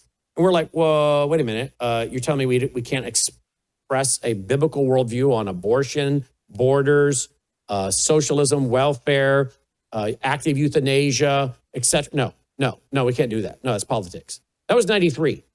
It's far worse now. And the average so-called pastor in America is a yellow-bellied, skinny jean wearing, feminized-looking guy that gives you the creeps like most of our politicians give you the creeps. Most of your pastors, in my opinion, are like Mike Johnson. They're not people that you respect. They're not masculine figures. They're not leaders. They're empty suits, and most people would not want them as their neighbor. That's the average, quote, pastor in America. Trust me, I know, okay? And that's why the church is failing. Because when we would go to towns and hold Worldview Weekends, yes, we've had churches sponsor us, but increasingly we had to go to hotel ballrooms after 2008. The economic crisis happened in 2008. We used to have churches begging us to come to town, and we would, and they would even, some of them, sponsor tickets to get us there, and then they would resell them to their congregation. But that was the minority. Many of the churches in town would never promote us, even though we're bringing in some of the great thinkers like David Limbaugh and many others that talk specifically about a Christian worldview, or someone like you, okay? Yeah. Then when the financial collapse of 2008 happened, the churches completely walked away because at that point, then it became nickels and noses. It was like, whoa, we can't afford to lose any more money. We can't do anything controversial. And by then, the Rick Warren model of the seeker-sensitive church, let's take a survey of the community and ask the community what they want in a church. And guess what unsaved people want? They want a coffee shop.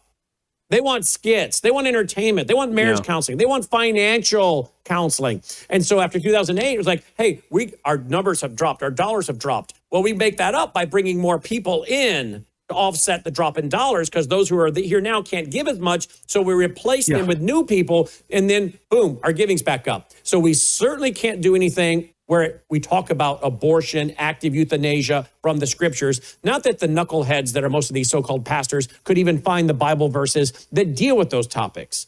So I can tell you point blank, the churches in America, quote churches, God passed over those and said Ichabod a long time ago.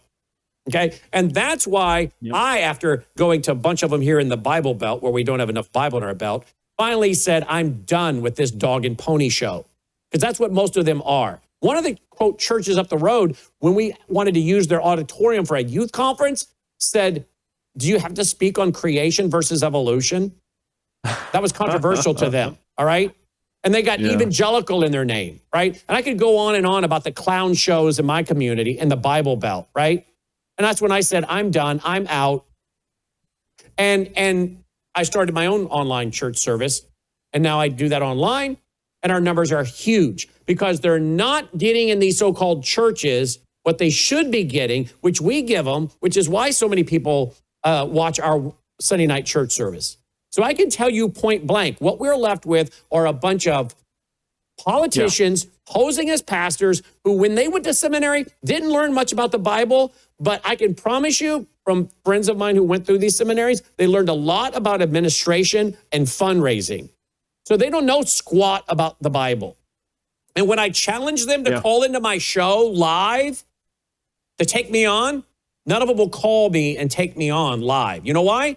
Because they know I would eat them alive. I had a guy come up to me this weekend at the Worldview Weekend and tell me... They know they're wrong. Oh, well, I think they do. I don't know. I'm not sure I can some prove of them it are in the smart numbers. enough. I'll prove it right now. Not the pastors, but the people at church. Okay. And, I saw this with the Methodist Schism. In the Greater Conference, they actually said when we debate LGBTQ clergy, you're not allowed to refer to the Bible, which is a pretty strange thing for a religious denomination to do. You're not allowed to refer to the Bible.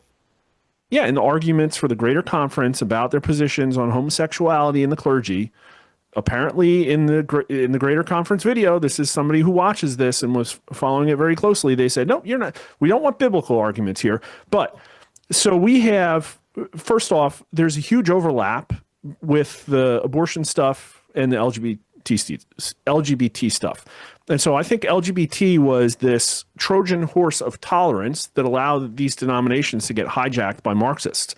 But in my opinion, there are two types of Christians. There was a lot of way to slice this data, a lot of data. It's free on our website. It was an October 24th poll funded by the Institute for Faith and Culture on RasmussenReports.com. People could just go click on the download. You got to use the search function, type in Christianity, and then download the crosstabs. But Christians who want the church to stay out of politics are pro-choice by 38 points.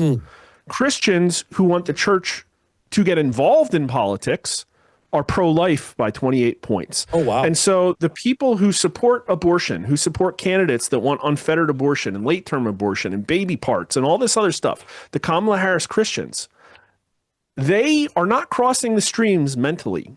They've created a situation where they go to church, and because of that church or because of their mental gymnastics or because the way that they've formed their worldview, they're pretty fine with baby killing and being a Christian. And I guess a lot of Christian churches are too. Yep. And that's why when Charlie Kirk was assassinated, people went flooding back into the churches. I was like, uh-oh. Because they're not going to find answers in the vast majority of them. Yeah. I had a guy that came up to me this weekend. He was at our banquet on Thursday night, the conference the whole weekend. He's a senior citizen, okay? He's a senior man. He's been a Christian a long time. He's a senior, gray hair, a wise guy, smart guy, discerning guy. He was there to learn. And he walked up to me and he said, can I talk to you at some point this weekend? I said, yes, sir, you can. So he saw me that was on Thursday night. He saw me on Saturday. And he said, during the break, is now a good time? I said, yes, sir. And I sat down on the edge of the platform during the break. He said, I went to lunch, or maybe breakfast. I went to a meal with my pastor. And I mentioned your name and that I was coming down here to Memphis for your conference. He got red in the face and exploded when I mentioned your name. I said, really? Why? He said, I don't know. He became irrationally angry. I said, did he say why he doesn't like me? He said, nope, but he doesn't like you at all. And the more he talked, I finally figured out who this guy is. I said, wait a minute. And I gave some details about the guy. I've never met him in person that I know of, but I know him, and I won't say how, but I know who he is. I said, oh, he doesn't like my book, Marxianity, that came out in 2018, explaining how Marxism and Christianity have merged, and that the Gospel Coalition and John Piper and a bunch of these other guys, David Platt, Matt Chandler, the rest of the guys are pushing nothing but socialism wrapped in Christianity for what I call Marxianity, okay? He's a gospel coalition guy. And he's angry because he doesn't like the fact I've been calling these people out. And I know this factually 100%. And I said, but the guy never seems to have the courage to call into my show live and challenge me on the air because he can't. Yeah.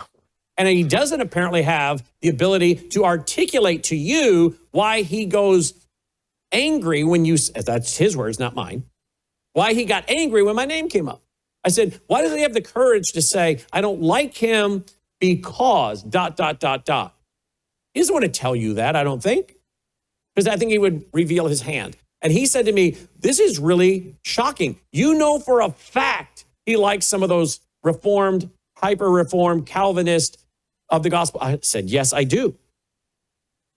So I'm telling you now, when these young people go rushing back to these churches, most of them are going to be running right into the arms of the gospel coalition characters who have penetrated all of the denominations, Calvinist, Reformed, non-Calvinist. And they're, if you go to their website, and I have all the screenshots for years, they are for redistribution of wealth. They said, tell your congregation, pastor, tell your congregation to vote for Hillary when she ran against Trump. They trashed Trump when he was running the first time. They are for reparations. They are for basic income. You know, this idea. I mean, it's the one pure that gets me socialism. that's even more, the one that gets me that is even more evil. And I've heard this so many times going to like these large denomination churches and hearing the prayers. Remember back when Russia invaded Ukraine? Yep.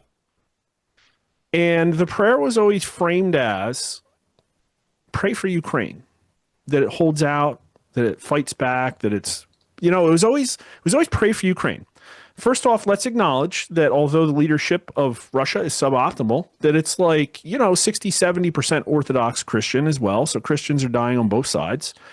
True. And then let's also acknowledge that since this war has happened, like the chaplain of the Senate was talking about how he set up a prayer event for the senators. And it's so stunning and brave because they prayed every day that Ukraine could hold out. Well, they're losing like 5,000 people a week. And so what they should have been praying for is a swift end to the conflict through a successful peace resolution, but they weren't doing that. They wanted the war to continue, and that's what was in the prayers. That seems to me to be almost like evil, and it never really squared. And it's ubiquitously the same thing I heard every time I heard it brought up. And so it's like, I guess these people, like you said, when they rush to the church, they're probably going to hear the salvation message. And then they're just going to keep hearing that over and over and over, because when you strip everything out of the Bible, that's pretty much what they're going to, that's like what's left. I have people, because of this stuff I'm tweeting, Christians, telling me that abortion's not in the Bible, dude. Like, you know what I mean? It's like, so they don't know. They don't know one of the 10 Commandments is "Thou shalt not murder." They don't know that one. I know, right? They don't know that the word for the baby inside the womb or outside the womb is used in the Bible. It's the same Greek word, whether in the womb or out of the womb, which shows you God sees it as a baby, whether in the womb or out of the womb. They don't know that, do they? No, it's just a house plant. It's just a soulless clump of cells, according to Christians. And I'm telling you, it's like Christianity just doesn't, there's good news. Like, people still say they believe in Jesus. They still think Christmas is a religious holiday. They think it's important. They think Easter is important by a majority still. But the problem is that if your religion doesn't really stand for anything, like what's the point? Well, do they know and what I can the point tell of the Christmas is about? The birth of the sinless Savior? Do they know that Resurrection Sunday is about him dying for our sins? I mean, how many of them actually believe in sin? How many of them believe in universalism? How many believe there's only one way? John 14:6. How many believe that? Here's the problem. When you go to a lot of these churches, a lot of these churches today, they're not even teaching a biblical gospel. Some of these gospel coalition guys, they're preaching a hyper Calvinism that merges justification, salvation by faith alone, they're merging justification with sanctification. Those are two. You get saved, that's justification. And then sanctification begins ongoing faithfulness and obedience as you study the Bible, indwelt by the Holy Spirit, and conform your life more and more to the teachings of Christ as revealed through his word, through the character and nature of God. That's justification, then sanctification. These Reformed churches merge many of them together and make it a works-based, and then they add in social justice to it. So now if you want real salvation, you better be involved in good social justice works. And that's not the gospel. Yeah. Well, as measured by abortion, Christians in America are plus 2% pro-life. And I just don't think that's good. Now, the last time we measured all of America, it was plus 16 pro-choice. So the Christianity signal, like blended, all the Catholics, all the Protestants, all the evangelicals, the Christianity signal is 18 points for abortion. And I think it should probably be higher. But when you look around, the evangelicals are plus 30 pro-life. So they're doing something right. Maybe not, they could do better. But maybe some of these evangelicals are like big denomination people that go to a contemporary service. I don't know. But the Protestants, the Catholics, you would hope were a little bit more than plus 5 pro-life. You would just hope the Catholics. But the Protestants were plus 1 pro-choice. And so it's like, what are they doing? Now, I can also tell you that Protestantism is dying in America. Now, this is self-ID. I asked, are you evangelical or are you Protestant or a Catholic? And so obviously some people might not know what the word Protestant means, right? But if you look at the percent by age bracket of Protestants, it's 59% of people over 65. It's only 24% of the 18 to 29s. So these large denominations, and I have the numbers by denomination too. It's pretty wild. If your church is part of a large denomination, then you're pro-choice by 4 points. But if your church is not part of a denomination, you're pro-life by 17 points. So they're 21 points apart. But when only 18 to 29 is only 24% Protestant and they overwhelmingly identify as Catholic, most, then how many more generations is it until basically, you know, the Presbyterians, the Methodists, Unitarian, whatever, they're all going to be gone. So maybe that's good news. I don't know. But it's like, it's writing on the wall. Like, what is anybody going to do about this? And like you say, they're just hiding. Well, someone asked me this weekend, how does he differentiate Protestants from evangelicals? And I said, I think when he says Protestants, he's talking about people that would be your mainline Protestant churches. Evangelicals is a specific subset. And they asked me, well, what does that mean? What's evangelical? This was someone who'd never been to a Worldview Weekend before. And I said, evangelicalism was largely birthed as a reaction to the postmodern, modernist movement of the mainline churches that began to deny the inerrancy of Scripture, the death and burial, resurrection of Christ, the salvation gospel, biblical message. And that was more of your modernist. And that gave birth and rise to what we now refer to as evangelicals, right, who are following the fundamentals of the Christian faith. And they were into obviously evangelism as well, the Great Commission, and preaching the gospel. And it was a specific subset. So a Protestant from an evangelical is to distinguish, I think he's trying to distinguish between your mainline churches and your really conservative evangelical churches. I think there's an overlap there, but we can't have overlaps in polling, so I have to force them to pick one. And so it's all just down to like what they hear those words, which one do they pick? Well, they wouldn't know if they don't choose evangelical. I mean, if they don't know what evangelical means, they're not going to choose that. So the ones that hear it, they know right away. That's me. But your ones that don't choose it, they don't choose it because they don't know what it is because they're not part of it. Yep. And there'll be the Protestants, and they are a declining share massively by age group, down more than half. So again, the writing's on the wall, but they would rather be a progressive political action committee for the few decades they have left until maybe there's a major, like, how do these denominations have a revival?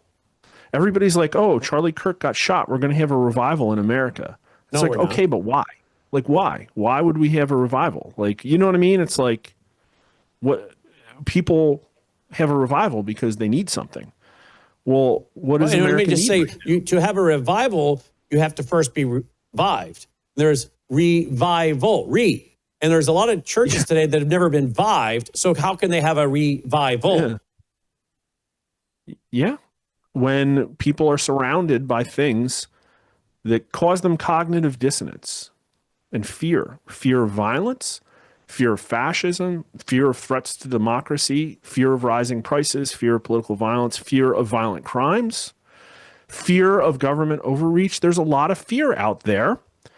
And when I look and I say atheists have a stronger worldview than Christians. Now, the evangelicals are the second best. They know what they believe, as measured by whose values reflect yours on something that's biblical, right? Protestants are completely split. It's like they anything goes, and they're gonna probably die because of that. And it's clear in the polling, and I guess we'll see where it goes. But the church needs to offer something, and it needs to get involved because overall, it just looks like things are going in the wrong direction.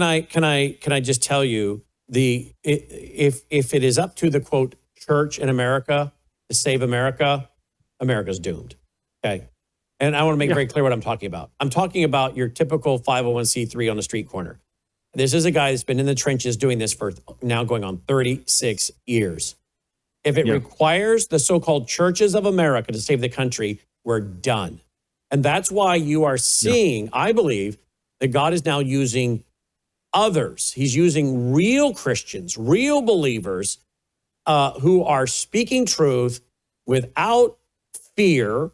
And when you start seeing Christians being murdered as we are around the world, and the height, the absolute drastic increase of real Christians being murdered.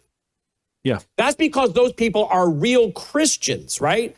All who desire to live godly in Christ Jesus will what? Face persecution. Why is the church in America by and large not persecuted? Because they're not practicing biblical Christianity. This is a social club, new type of spirituality that's a spiritual salve for the soul. It's not biblical Christianity. It's an enemy. It is absolutely, which is why I wrote Religious Trojan Horse in 2011. They're becoming religious right in 2016. What we are seeing is the building of a false dominant global church as predicted in Revelation chapter 17, verse 1. Now, is there a real church? Are there real Christians? Yes, ecclesia, called out ones. Believers, you, me, those in this audience who have placed their faith and trust in Christ alone, his death, burial, resurrection. This is the church. This is the bride. But these institutions that we have on these street corners, most of them are not, there is no blessing on that by God himself. Okay. And this is why you're seeing, I believe, thankful to the rise of what's left of Christian radio, and now, of course, the internet and social media, why you're seeing groups like ours and others having all-time record high traffic. We spiked after the murder of Charlie Kirk, and our numbers are holding. Why? Because we will do programs like this, okay? And these young people are scared, they're afraid, and they're looking for answers. And I think most of them are tuning in, realize that the guy sitting here, he doesn't really care about whether he hurts someone's feelings. He's committed to truth. He's not entertaining us, and he's not trying to spin something that tickles our ears so he can track the biggest crowd. In fact, to the contrary, he deliberately seems to say stuff to make people think, even offend them, so he can weed out the wheat from the chaff. And that's exactly what we do. If people email me and say this and say that, and I don't answer a lot of emails, I don't even do my own social media. The guys in the control room do it. But I will say, email them back and say, then guess what? This program is not for you. Because we're not here to entertain people. We're not here to make them feel good. We're here to give them truth and to arm them with the facts and to prepare, I think, the church, the real church, from persecution that, as I predicted in my book since at least 2011, the real persecution of the real Christians is going to come from a false, dominant church. That's what I'm preparing my viewers for the pastor at your local church who will be the one turning you into the police. And trust you me, this has history behind the Iron Curtain. The ones turning you in will be your own stinking so-called pastor and church members, many of them who, by the way, we were warned about by Richard Wurmbrand, who did 14 years in a Romanian communist prison because he refused to comply, who said most of those so-called pastors have been caught up and entrapped with sex or finances, and they were doing the bidding of the government. And so when this continues, it'll be your so-called Christian friends and family who turn on you and turn you in. You better get ready for persecution, and it's going to come from the so-called, quote, church. That's the false church. But Jesus said that, Mark. A man's enemies will be of his own household. But that's why we're growing, because we will speak the truth, and I'm not here to entertain people. If that's what it's come to, I will retire, okay? I've been doing this 36 years. I don't have to keep doing this. You came to my house. I'm more than happy to retire and sit in my brick room and build fires and watch John Wayne movies. We need you in the trenches. You got to get on Twitter. I am on Twitter.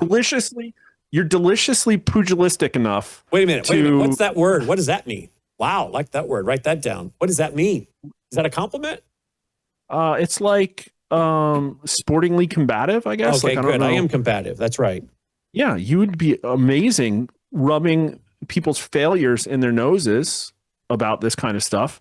You know, the one that, and this isn't a real political poll. It was just a Twitter poll, but I was kind of mad after listening to the sermon at my former Methodist church after the Charlie Kirk assassination.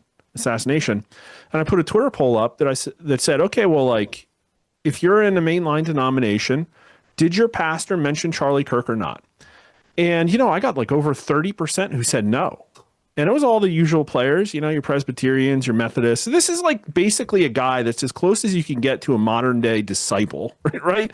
Doing more evangelism than pretty much most Methodist pastors, probably certainly reaching people like out in the world. Yep. Not in the pews, right? And if you can't figure out a message, oh, well, you know, we're a Bible preaching church. And it's like, okay, well, like Jesus used parables. You know what I mean? Like Jesus made the message relatable to people. Jesus helped them cope with the things that they were dealing with in their daily lives. It makes no sense. This guy got shot, and people are processing the reality that their very neighbors are cheering for that. Mm-hmm. You can't find a message to relate to that situation that people are going through, that people fear their neighbor, that people don't understand the wantonness of this political violence, that people, how can you not do that? It seems almost like dereliction of duty to me. And I'm not trying to make this political. He was a very prominent Christian figure. Mm-hmm. Yep. Well, I am so turned off by modern day Christianity, so-called. I've ordered my family that when I croak, do not hold my service in a, quote, church. Yeah, I'm with you. We found a good evangelical church. And I bet that shocks people. Shocks people. But these aren't churches. And I'm not going to, I don't want a service in one of these, quote, churches. I told them, you know what? Go up to Wisconsin and hold a memorial service in the Waukesha Expo Center. But don't bring it into one of these, quote, churches. Yeah. It's bleak. And people need to definitely up there. It's all hands on deck. You know what I mean? Like that's, I guess, where we're Well, and I guess the reason I'm saying all this, Mark, is to say if we are going to see a change or revival in the church, it has to come from you, from me, from the viewers. Because if you wait on your pastor to lead, you'll always be waiting, because most of these guys are not pastors. They're what is called in John 10, hirelings. They're hirelings, okay? They are political and religious whores. And this is who Jesus warned about himself with the Sadducees and the Pharisees and the scribes, dead men's bones. They're like whitewashed tombs full of dead men's bones. You know, if you're waiting on these people to bring revival, it is never going to happen. It's going to have to come from real Christians. Oh, imagine that. Revival has to come from real Christians. No, that's right. Not your professional hucksters posing as pastors. There's historical precedent. No, I'm not a student of history, but isn't this essentially Weimar, like all over again with Bonhoeffer, right? Yes. And it's like dereliction of duty. They dissolved their denominations. They dissolved their denominations in Germany and united under the Reich bishop, handpicked by Adolf Hitler.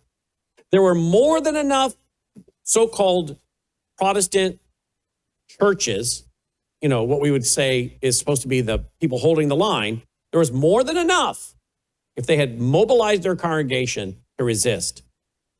And there was only about 800 of these guys that stood up from the studies I've looked at and read and done.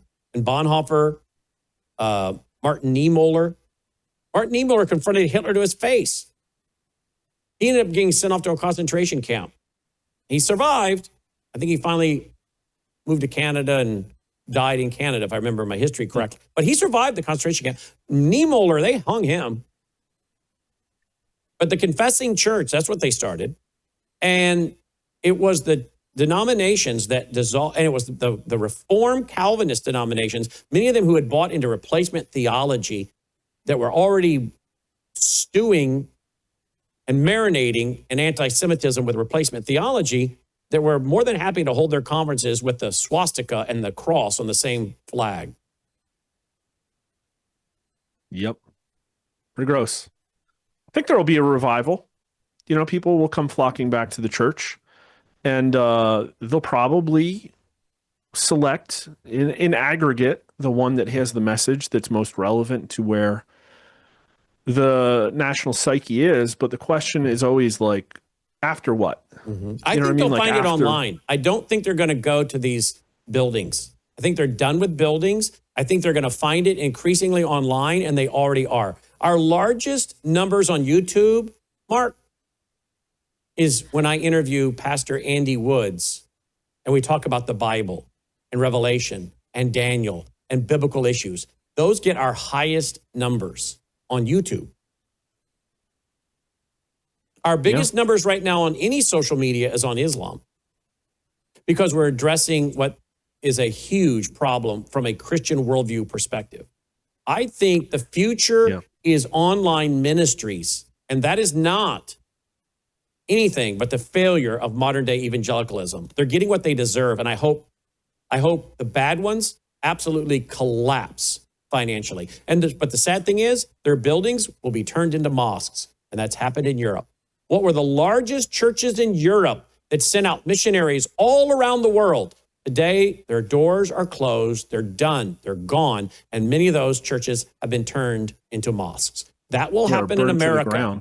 That will happen in America. Yeah. But I'm telling you now, if there's a revival, it will come from online organizations and ministries, and this is where the bulk of them are now collecting to get their Bible teaching from online. The few shepherds, the real New Testament fellowships are so few and far between. God bless them, and God bless those real shepherds out there, but they are far, far few in between. And I think America is in for something that is really cyclical. And you've already mentioned it. You just mentioned it. That's why I wrote the book, The Coming Religious Reich. I think we're headed for a repeat of that, and you will see these churches uniting just as they did under the Reich bishop. And you already see it in the MAGA, America First crowd, with the anti-Semitism that is overflowing from the right. Mark? Here's a headline. World's first lesbian bishop asked the church to remove crosses to install a Muslim prayer space. So there you have it. Reporting from Breitbart London. And remember, it's like you see the Anglican churches here. They're like, oh, we're diverse faith. Like, what is it? Why? Why have a building? Bishop of Stockholm has proposed a church in her diocese remove all signs of the cross and put down markings showing the direction to Mecca for the benefit of Muslim worshipers. That's the interfaith dialogue that we're going toward. That's the Revelation 17, verse 1, false global dominant church, which is represented in the United Arab Emirates with the synagogue, the church, and the mosque. And President Trump just went to it. That's that interfaith dialogue that we're headed toward. And what's interesting is that those Muslims, the Muslim Brotherhood, is who Hitler worked with. He worked with the Grand Mufti of Palestine, gave him an apartment in Berlin, And they republished Mein Kampf from my struggle to my jihad. And he was on the radio preaching and teaching and proclaiming for all the Muslims to come join him and Hitler to cleanse Europe of the Jews. And then when he was done there, Hitler was supposed to join the Grand Mufti in doing it in Palestine. They didn't get that far, thankfully. But he was recruiting, the Grand Mufti recruited over 10,000 Muslims to wear the Nazi uniform. So are we shocked that these false churches now are recruiting Muslims into their interfaith? And who is it that they're going to be going after? And the Bible tells you in Revelation, they're killing believers. They're killing Jews who come to Christ. Some of those Jews are being killed by Jews that Jesus refers to twice as synagogue of Satan, which should not be used to categorize every Jew any more than calling a pastor, a false pastor, a hireling should be used to categorize every pastor. It's a specific description. But the book of Revelation describes the number of Jews and Gentiles that are coming to Christ being murdered so quickly. But yet the Bible says they're coming to Christ so fast one can hardly number them. So is the revival coming? There is. But guess what it comes under, Mark? It seems from the scripture, it comes under massive persecution. Because persecution has always seemed to do the opposite of what the tyrants and dictators thought. Destroys the church. It revives the church because it reveals the pretenders and the fakes. And the real Christians are willing to die for their faith, where the fakes, they disappear. You don't hear from them. In fact, the fake, false religious system is what's offering them up as a sacrifice, as part of their pagan, occultic, ritualistic sacrament. And that's what's coming. And the Bible describes it. Yeah. And to give people hope at the end of all of it, the Lord himself comes back wearing a white robe splattered with blood and a sword, and he destroys every one of them. Destroys every one of them himself. The book of Revelation describes it in incredible detail. Yeah. I'm a recovering Methodist, so I haven't heard too many sermons about Revelations, to be honest with you.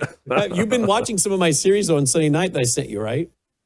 Oh, not yet. Not yet. I sent it to you there at Last Day's Deception. Last Day's I have Study. to now that you have Peter Thiel talking about Antichrist. LastDaysStudy.com. You can watch all what are now 48 programs, 48 hours, more to come. I'm through just a few verses in to Revelation 21. There's only 22 chapters. But the bottom line is what you're describing with your poll and your survey that you presented at our conference this last weekend is this false dominant church, this false dominant global false church. And you're seeing it rise in your polling. Closing comment? Yeah, I mean, it's an unfortunate miasma of everything failing at once. And I'm trying to make a message that politically, everybody needs to wake the heck up and come up with some solution that's different than what I see playing out in front of us, which is the usual suspects rearing their ugly head anytime that there's a battle for leadership on the right.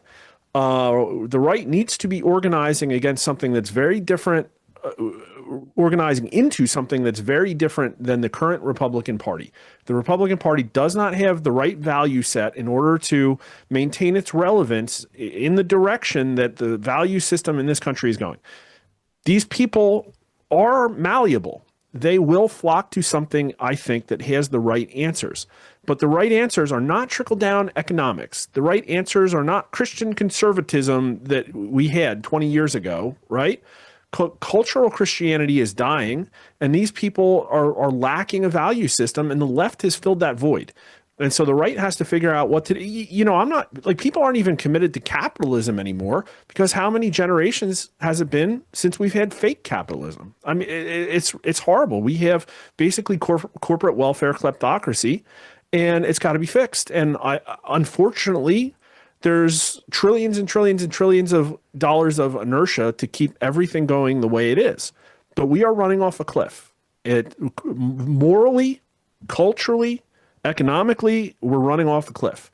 And there aren't that many people out there screaming about it. They want to pat themselves on the back and say that Gen Z is the most conservative generation in decades. It's not. Wow. There's your headline. Look at this. Follow him, Mark Mitchell at Rasmussen, at Honest Pollster, at Honest Pollster. And before I conclude, I have to ask you, did you enjoy, we call it the Melissa treatment here. Did you enjoy the Melissa treatment this weekend? 2 meals at her house, at our house? Oh, 100%. Isn't she great at that? Gracious host. Isn't she good at that? Yeah. Excellent. It was awesome. Great barbecue. Really appreciated it. Thanks. Was that your first time to have Memphis barbecue? Yeah.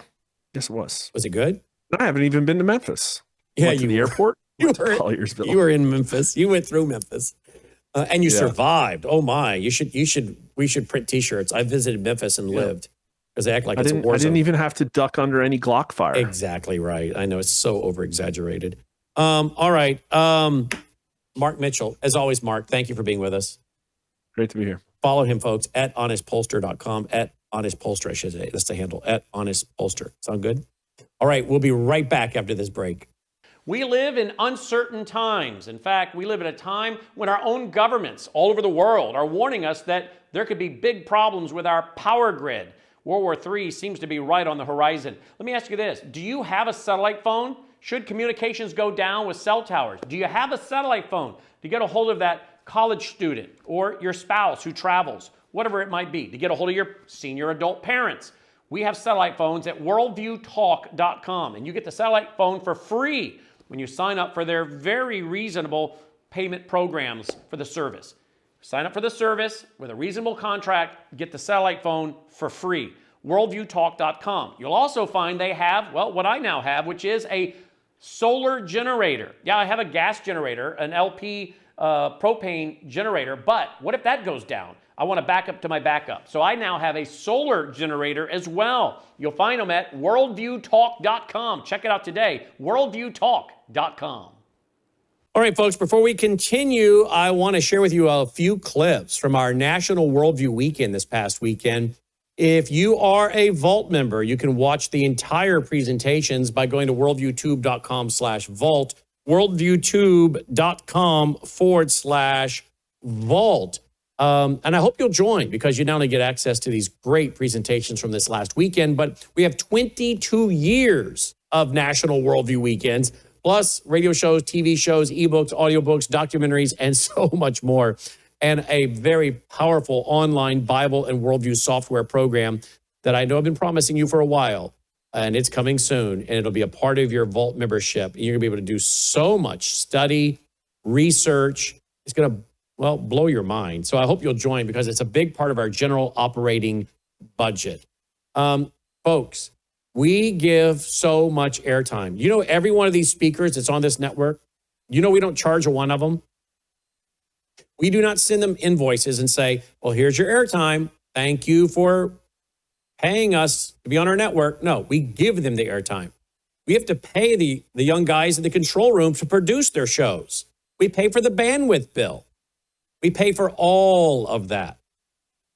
So if you appreciate the fact that we have this network and we use it as a platform to give other people an opportunity for free speech and Christian worldview programming, we have to have your support because they don't pay us.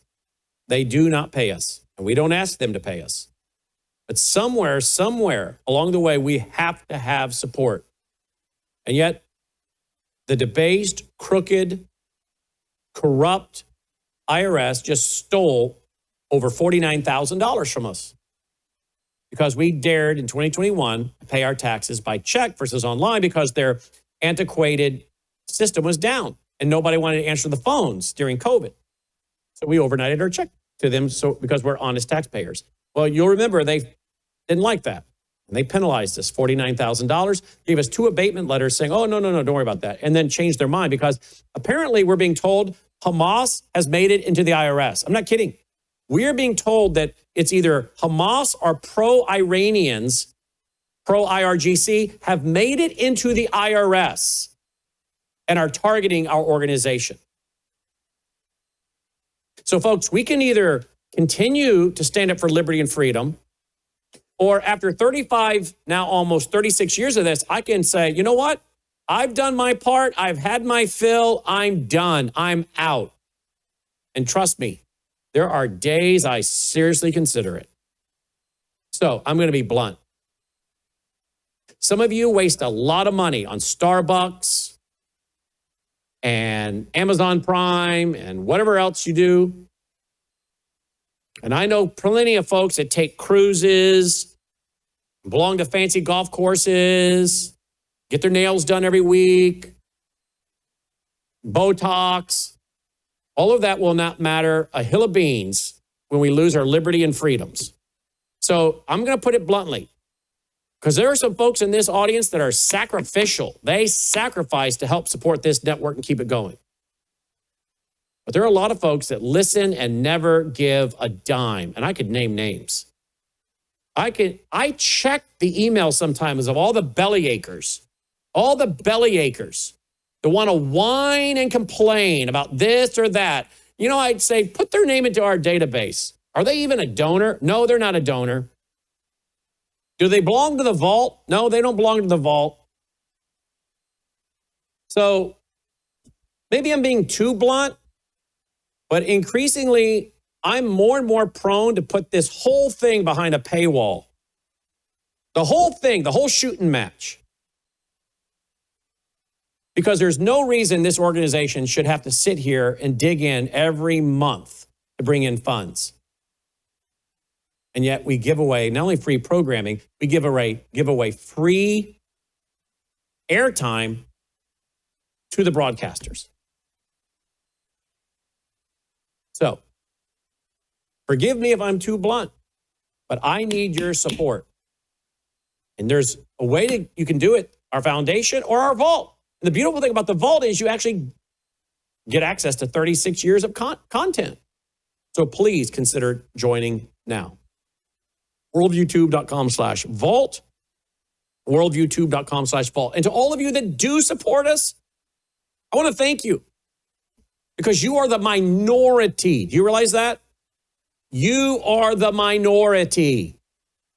There are some people that watch, they cannot afford to give to us. They're single mothers. I met a single mom with her little son and daughter at our Waukesha Worldview Weekend Rally back in April. Her little son, he has no father. He passed away. He watches our programming. He wanted to meet me. And I thought right then, this is why we give it away. This single mom with children, she can't afford to do anything for us. And we don't want her to. So we want to keep giving out broadcasting to people, to minister to people, particularly those who can't afford it. So to all of you that are supporting us, thank you.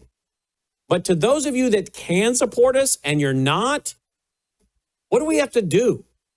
What do we have to do to show that we're an organization that has got a nearly now a 36-year track record and holding the line?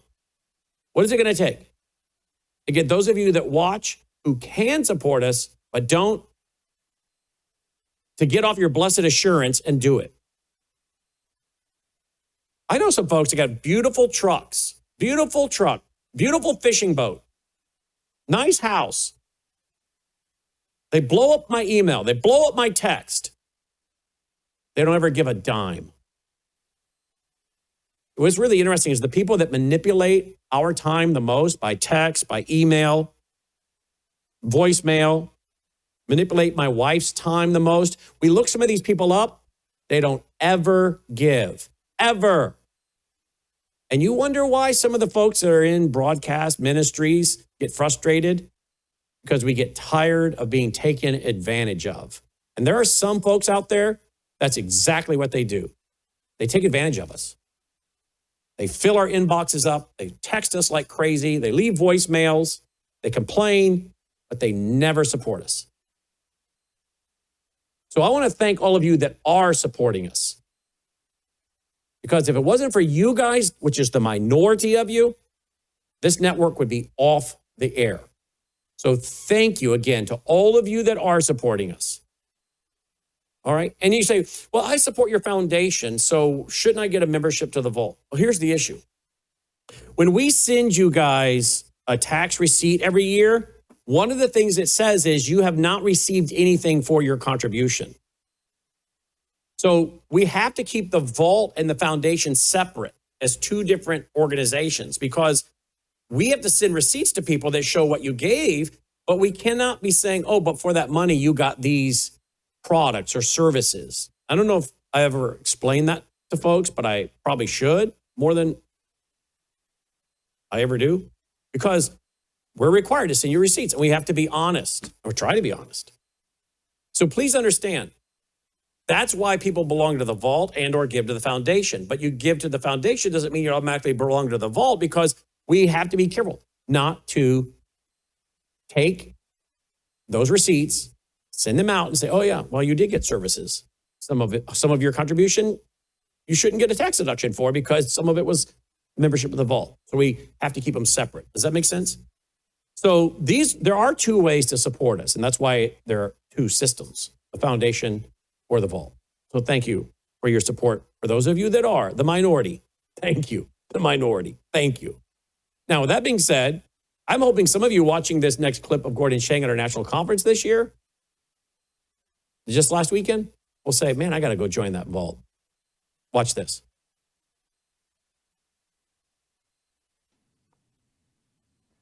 The disease from China, the next one, it's not just coming.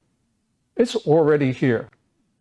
In December 2022, an alert building inspector in Reedley, California, Central Valley near Fresno, she happened upon a secret Chinese biological weapons lab that inside, according to official counts, had at least 20 pathogens and almost 1,000 mice that had been genetically engineered to spread disease.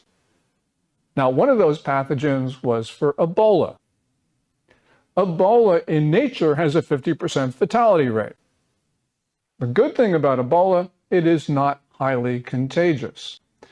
I mention this because at this time, researchers at the Wuhan Institute of Virology are studying Ebola.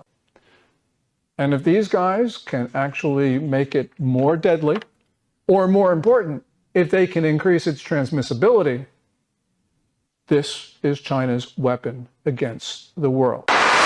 Watch Brannon Daily on worldviewtube.com or any. Let's turn our attention to what the Chinese are doing outside the United States. We know that China is preparing attacks, is engaged in attacks, and those attacks outside the U.S. are really attempts to get learning on how to attack the United States. Beijing is involved in proxy wars on 3 continents. In Europe, it's supporting Russia's efforts against Ukraine. In North Africa, across its northern parts, we are seeing China with Russia fuel insurgencies that look like wars. In Asia, in the Middle East, China is fully behind Iran's assault on Israel. China is also supporting Iran's 3 main proxy groups, Hamas, Hezbollah, and the Houthi militia. And we know China is preparing to fight a war itself.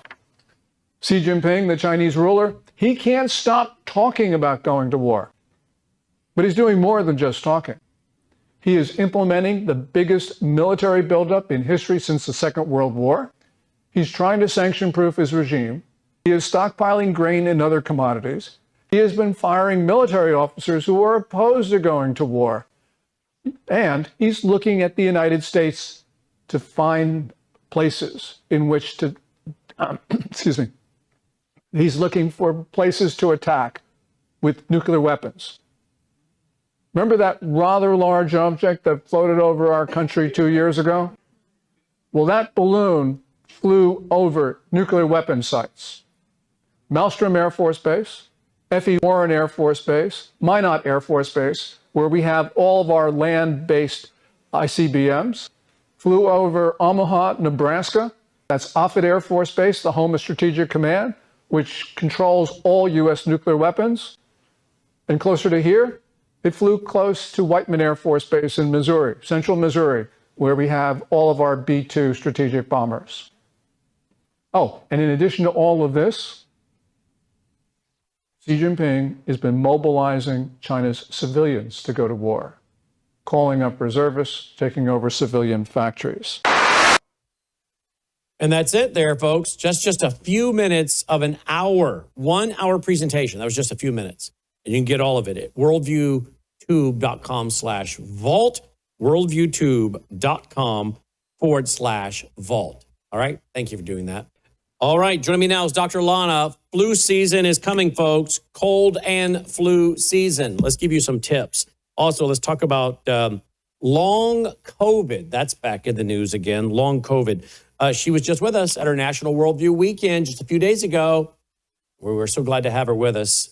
And she was talking about gut health and her gut health program, which is so important because so many people have gut issues. I wonder if we have a number on how many people have gut health issues. That would be interesting to hear. She joins us now, Dr. Lana. Hello, Dr. Lana. Welcome back. Thanks for being with us. Hello. It's always a pleasure. I do have a number for you, sir. What is it? 101 million Americans have either acid reflux or they have irritable bowel syndrome. So almost 1 in 3 Americans need this program. Absolutely. Over yes. 100 million. So basically a third of the country. Absolutely. Yes. They have acid reflux or irritable bowel syndrome. And you cannot break down your food. Even if you're eating healthy food, it's very difficult to break down the food and absorb nutrients with gut issues. All right. So before we get into some of this other stuff, what about our conference? What did you think? What did you think? And we brought you to our studio to check that out too, to see where the boys work, where we work from. What did you think?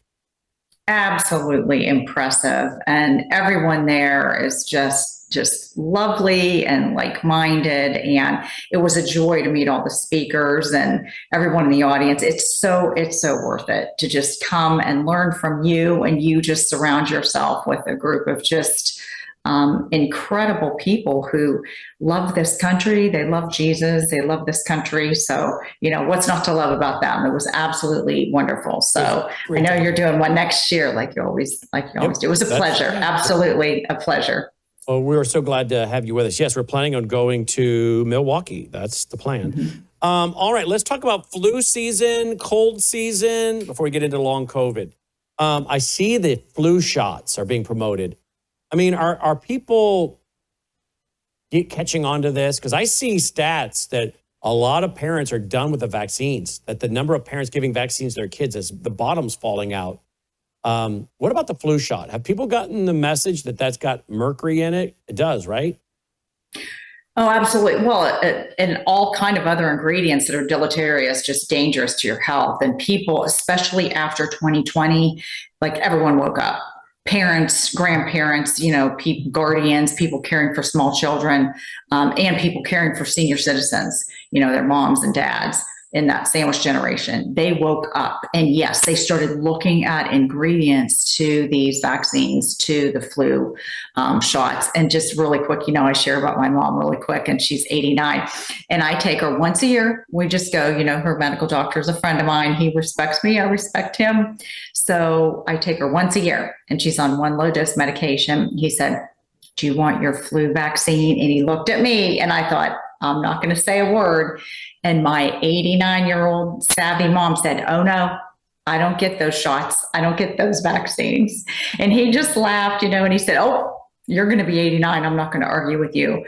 But in all seriousness, you just say no. It's like literally saying no to drugs, because it is just as bad. So the ingredients are terrifying. What's in them besides mercury? They use a lot of different things, and there's a lot of animal proteins in there, and they mix it up. If you look, at one point they were putting rhesus monkey cells, on one point placental, cells from placenta, and honestly bird egg protein, and and they name it different things, but just really gross if you think about it. I mean, all kind of different ingredients, different proteins, cells from animals. I was just looking some of this up. Toxins. Does this sound right? Look at this. I just found this. Mercury, also known as aerosol. I can't even say that next one. Formaldehyde. Well, that was the other thing I was going to say. Yeah, I know what formaldehyde is. Yeah, formaldehyde. That's not a word I normally see written down, so I was trying to work on my phonics on that one. But yeah, formaldehyde. Ethanol, human embryonic, aborted baby lung culture, aborted human diploid cell cultures. Exactly. This is true, right? So all this is true? Oh, absolutely. Antifreeze? Aluminum dye? Yes. How do you get E. coli in there? I know it's mind-boggling, and it's, in my opinion, criminal. Monkey kidney cells? Cow muscle tissue? DNA from pig? Embryonic guinea pig cells? Insect cell bacteria? Who's making this? Sounds like some witch got a cauldron together and put it all together and said, let's give this to the stupid Americans. Really, seriously, who's making this? I mean, why is that? You're telling me this is 100% accurate? Oh, that's what I was sharing. There's animal cells in there, like the rhesus monkey cells and the aborted, fetus. Sometimes I put placental, the bird protein cells, the heavy metals are in there. So you wonder, injecting them, into children and into adults, let alone giving a young child or a baby a flu shot, or, whether it's a nasal spray or an injection. I mean, honestly, that's exactly what I tell parents to do. I said, look, you know what? You don't have to believe me. Those of you that work with me, my programs, my work is all based on science. You don't have to believe me. You can look this up. Would you inject that into your child or your grandchild or yourself? No one, if you read that list, no one in their right mind in this country, I don't care what side of the aisle anybody's on, no one that's in their right mind is going to say, oh, shoot me up with that. Absolutely. Get that in my bloodstream. It's ridiculous. They're now telling us for the first time in over 70 years, the U.S. flu shot will contain no mercury. Are you buying that? Well, no. However, they could pull the mercury out, and they will be left with just as, all these other ingredients that are just as dangerous, if not more. But they'll say, oh my gosh, they'll sell everyone a bill of goods and say, the mercury is removed. So, happy day. You can go get your flu shot now because they're safe. The mercury's out of them. Let alone there's all those other ingredients that are just as dangerous or more. And if you were at the conference, I talked a lot about the core of the root of all these illnesses and diseases is things, it's the function of your cells.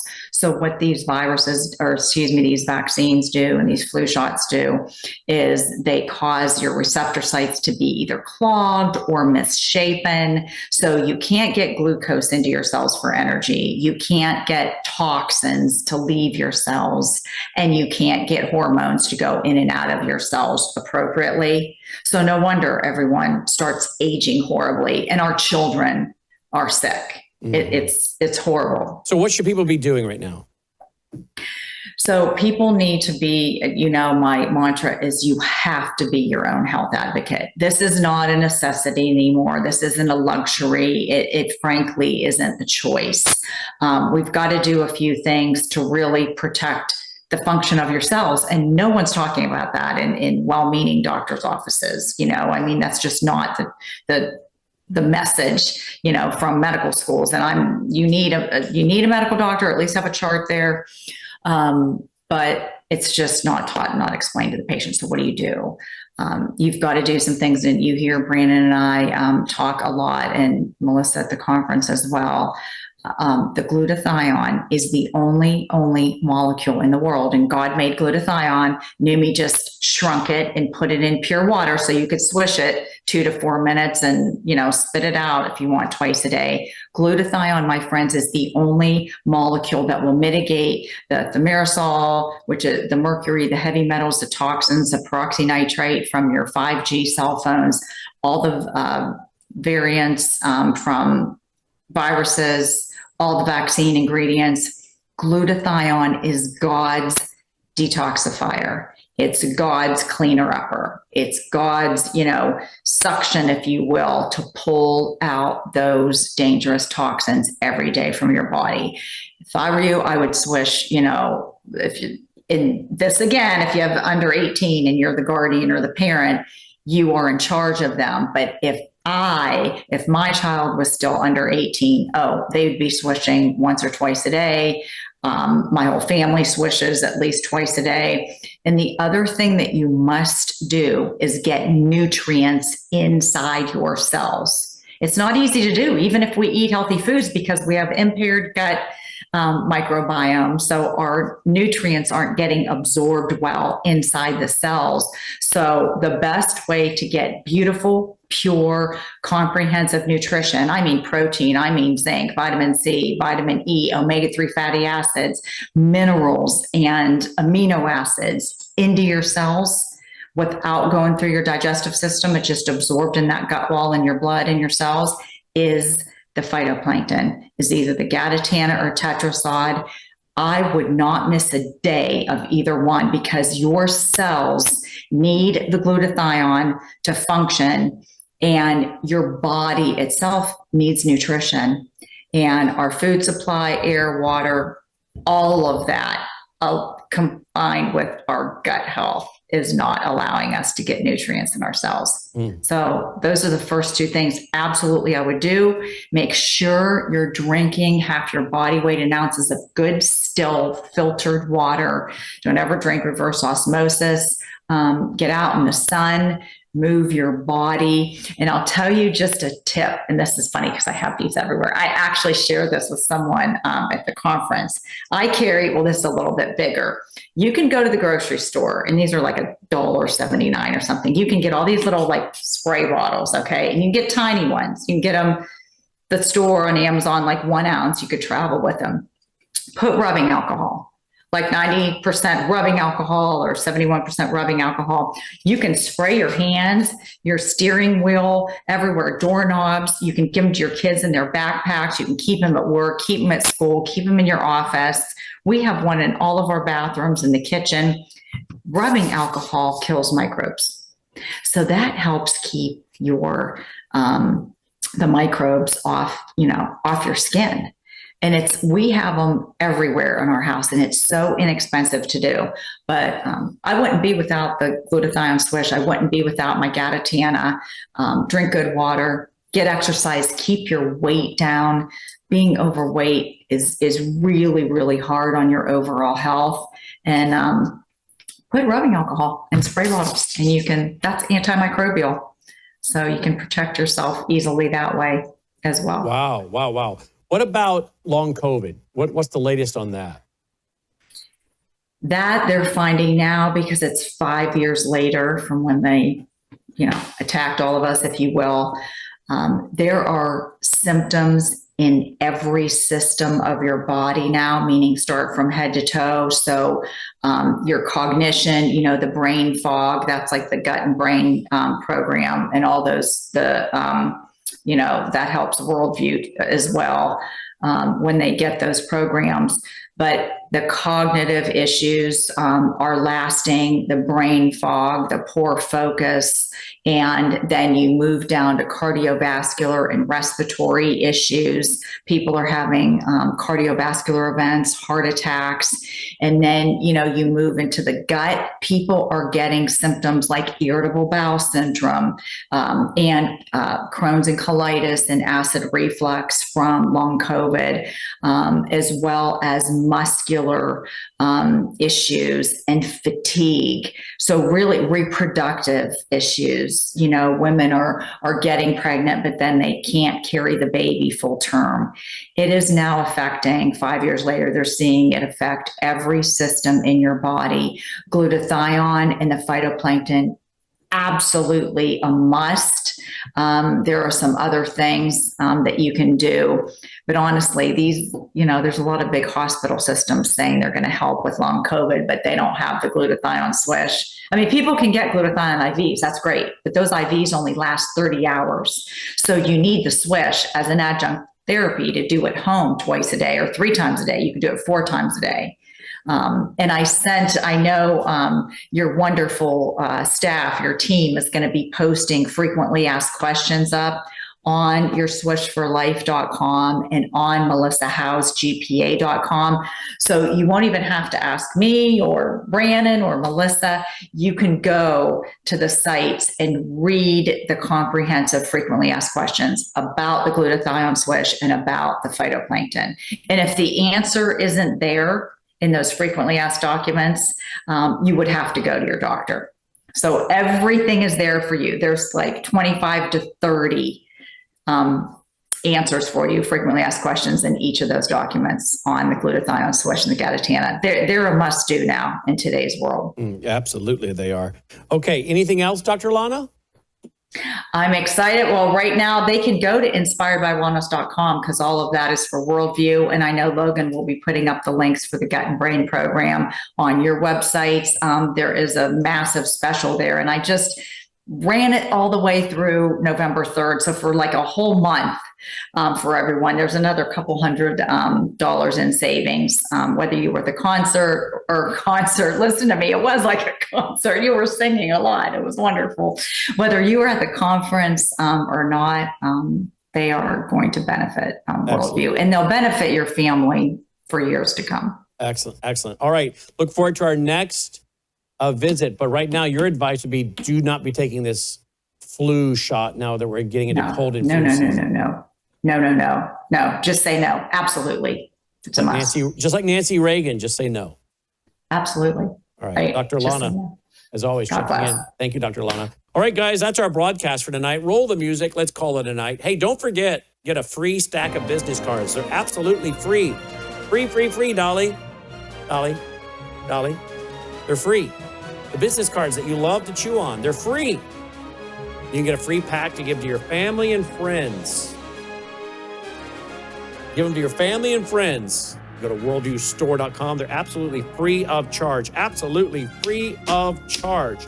Worldviewstore.com. Worldviewstore.com. Thanks for being here with us. May God save America. Take care.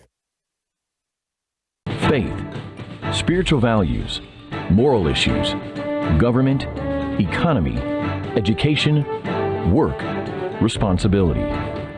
What we think about these depends on our worldview. Now, VCY America presents Worldview Radio with Brannon Howse. And welcome. Glad you are with us. This is a solemn day, October 7th, 2025. It was 2 years ago today. Some 1,200 Jews were murdered, slaughtered by Hamas. We went on the broadcast airwaves that day. Aaron Lavarco, myself, Annie Cyrus, Sharam Hadian, Usama Dakdok. We broadcast for many, many hours that weekend.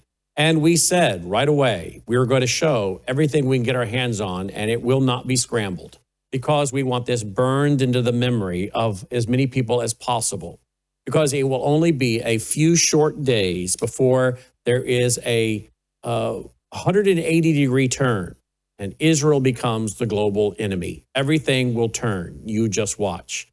It happened faster and bigger than I think any of us expected, and not just from the left. The right seems as aggressive of anti-Semites as anyone else. That's why I've often referred to it over the years as the new Reich. That's why I wrote the book, The Coming Religious Reich. And people that I used to interview, people I used to work with, I'm disappointed in so many of them that seem to be, well, as dumb as a box of rocks. They seem to have zero education in this area, yet they want to be experts on the Zionist and Israel with their Jew hatred. These are people that have areas of expertise if they just stayed in their lane, but apparently they don't have the discernment that God gave a gnat. And so the anti-Semitism is rising on the right as well as the left. As we celebrate, or I should say commemorate, that's the word, commemorate this solemn day where so many were lost.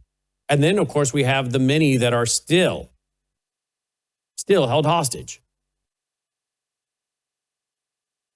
I was a little shocked to find out a while ago that apparently there is a movie out. I was not aware of this. I guess it's called Red Alert. I don't know if Aaron has seen it. I was also shocked to find out it's by Paramount Plus. It does seem like it's mostly I'm guessing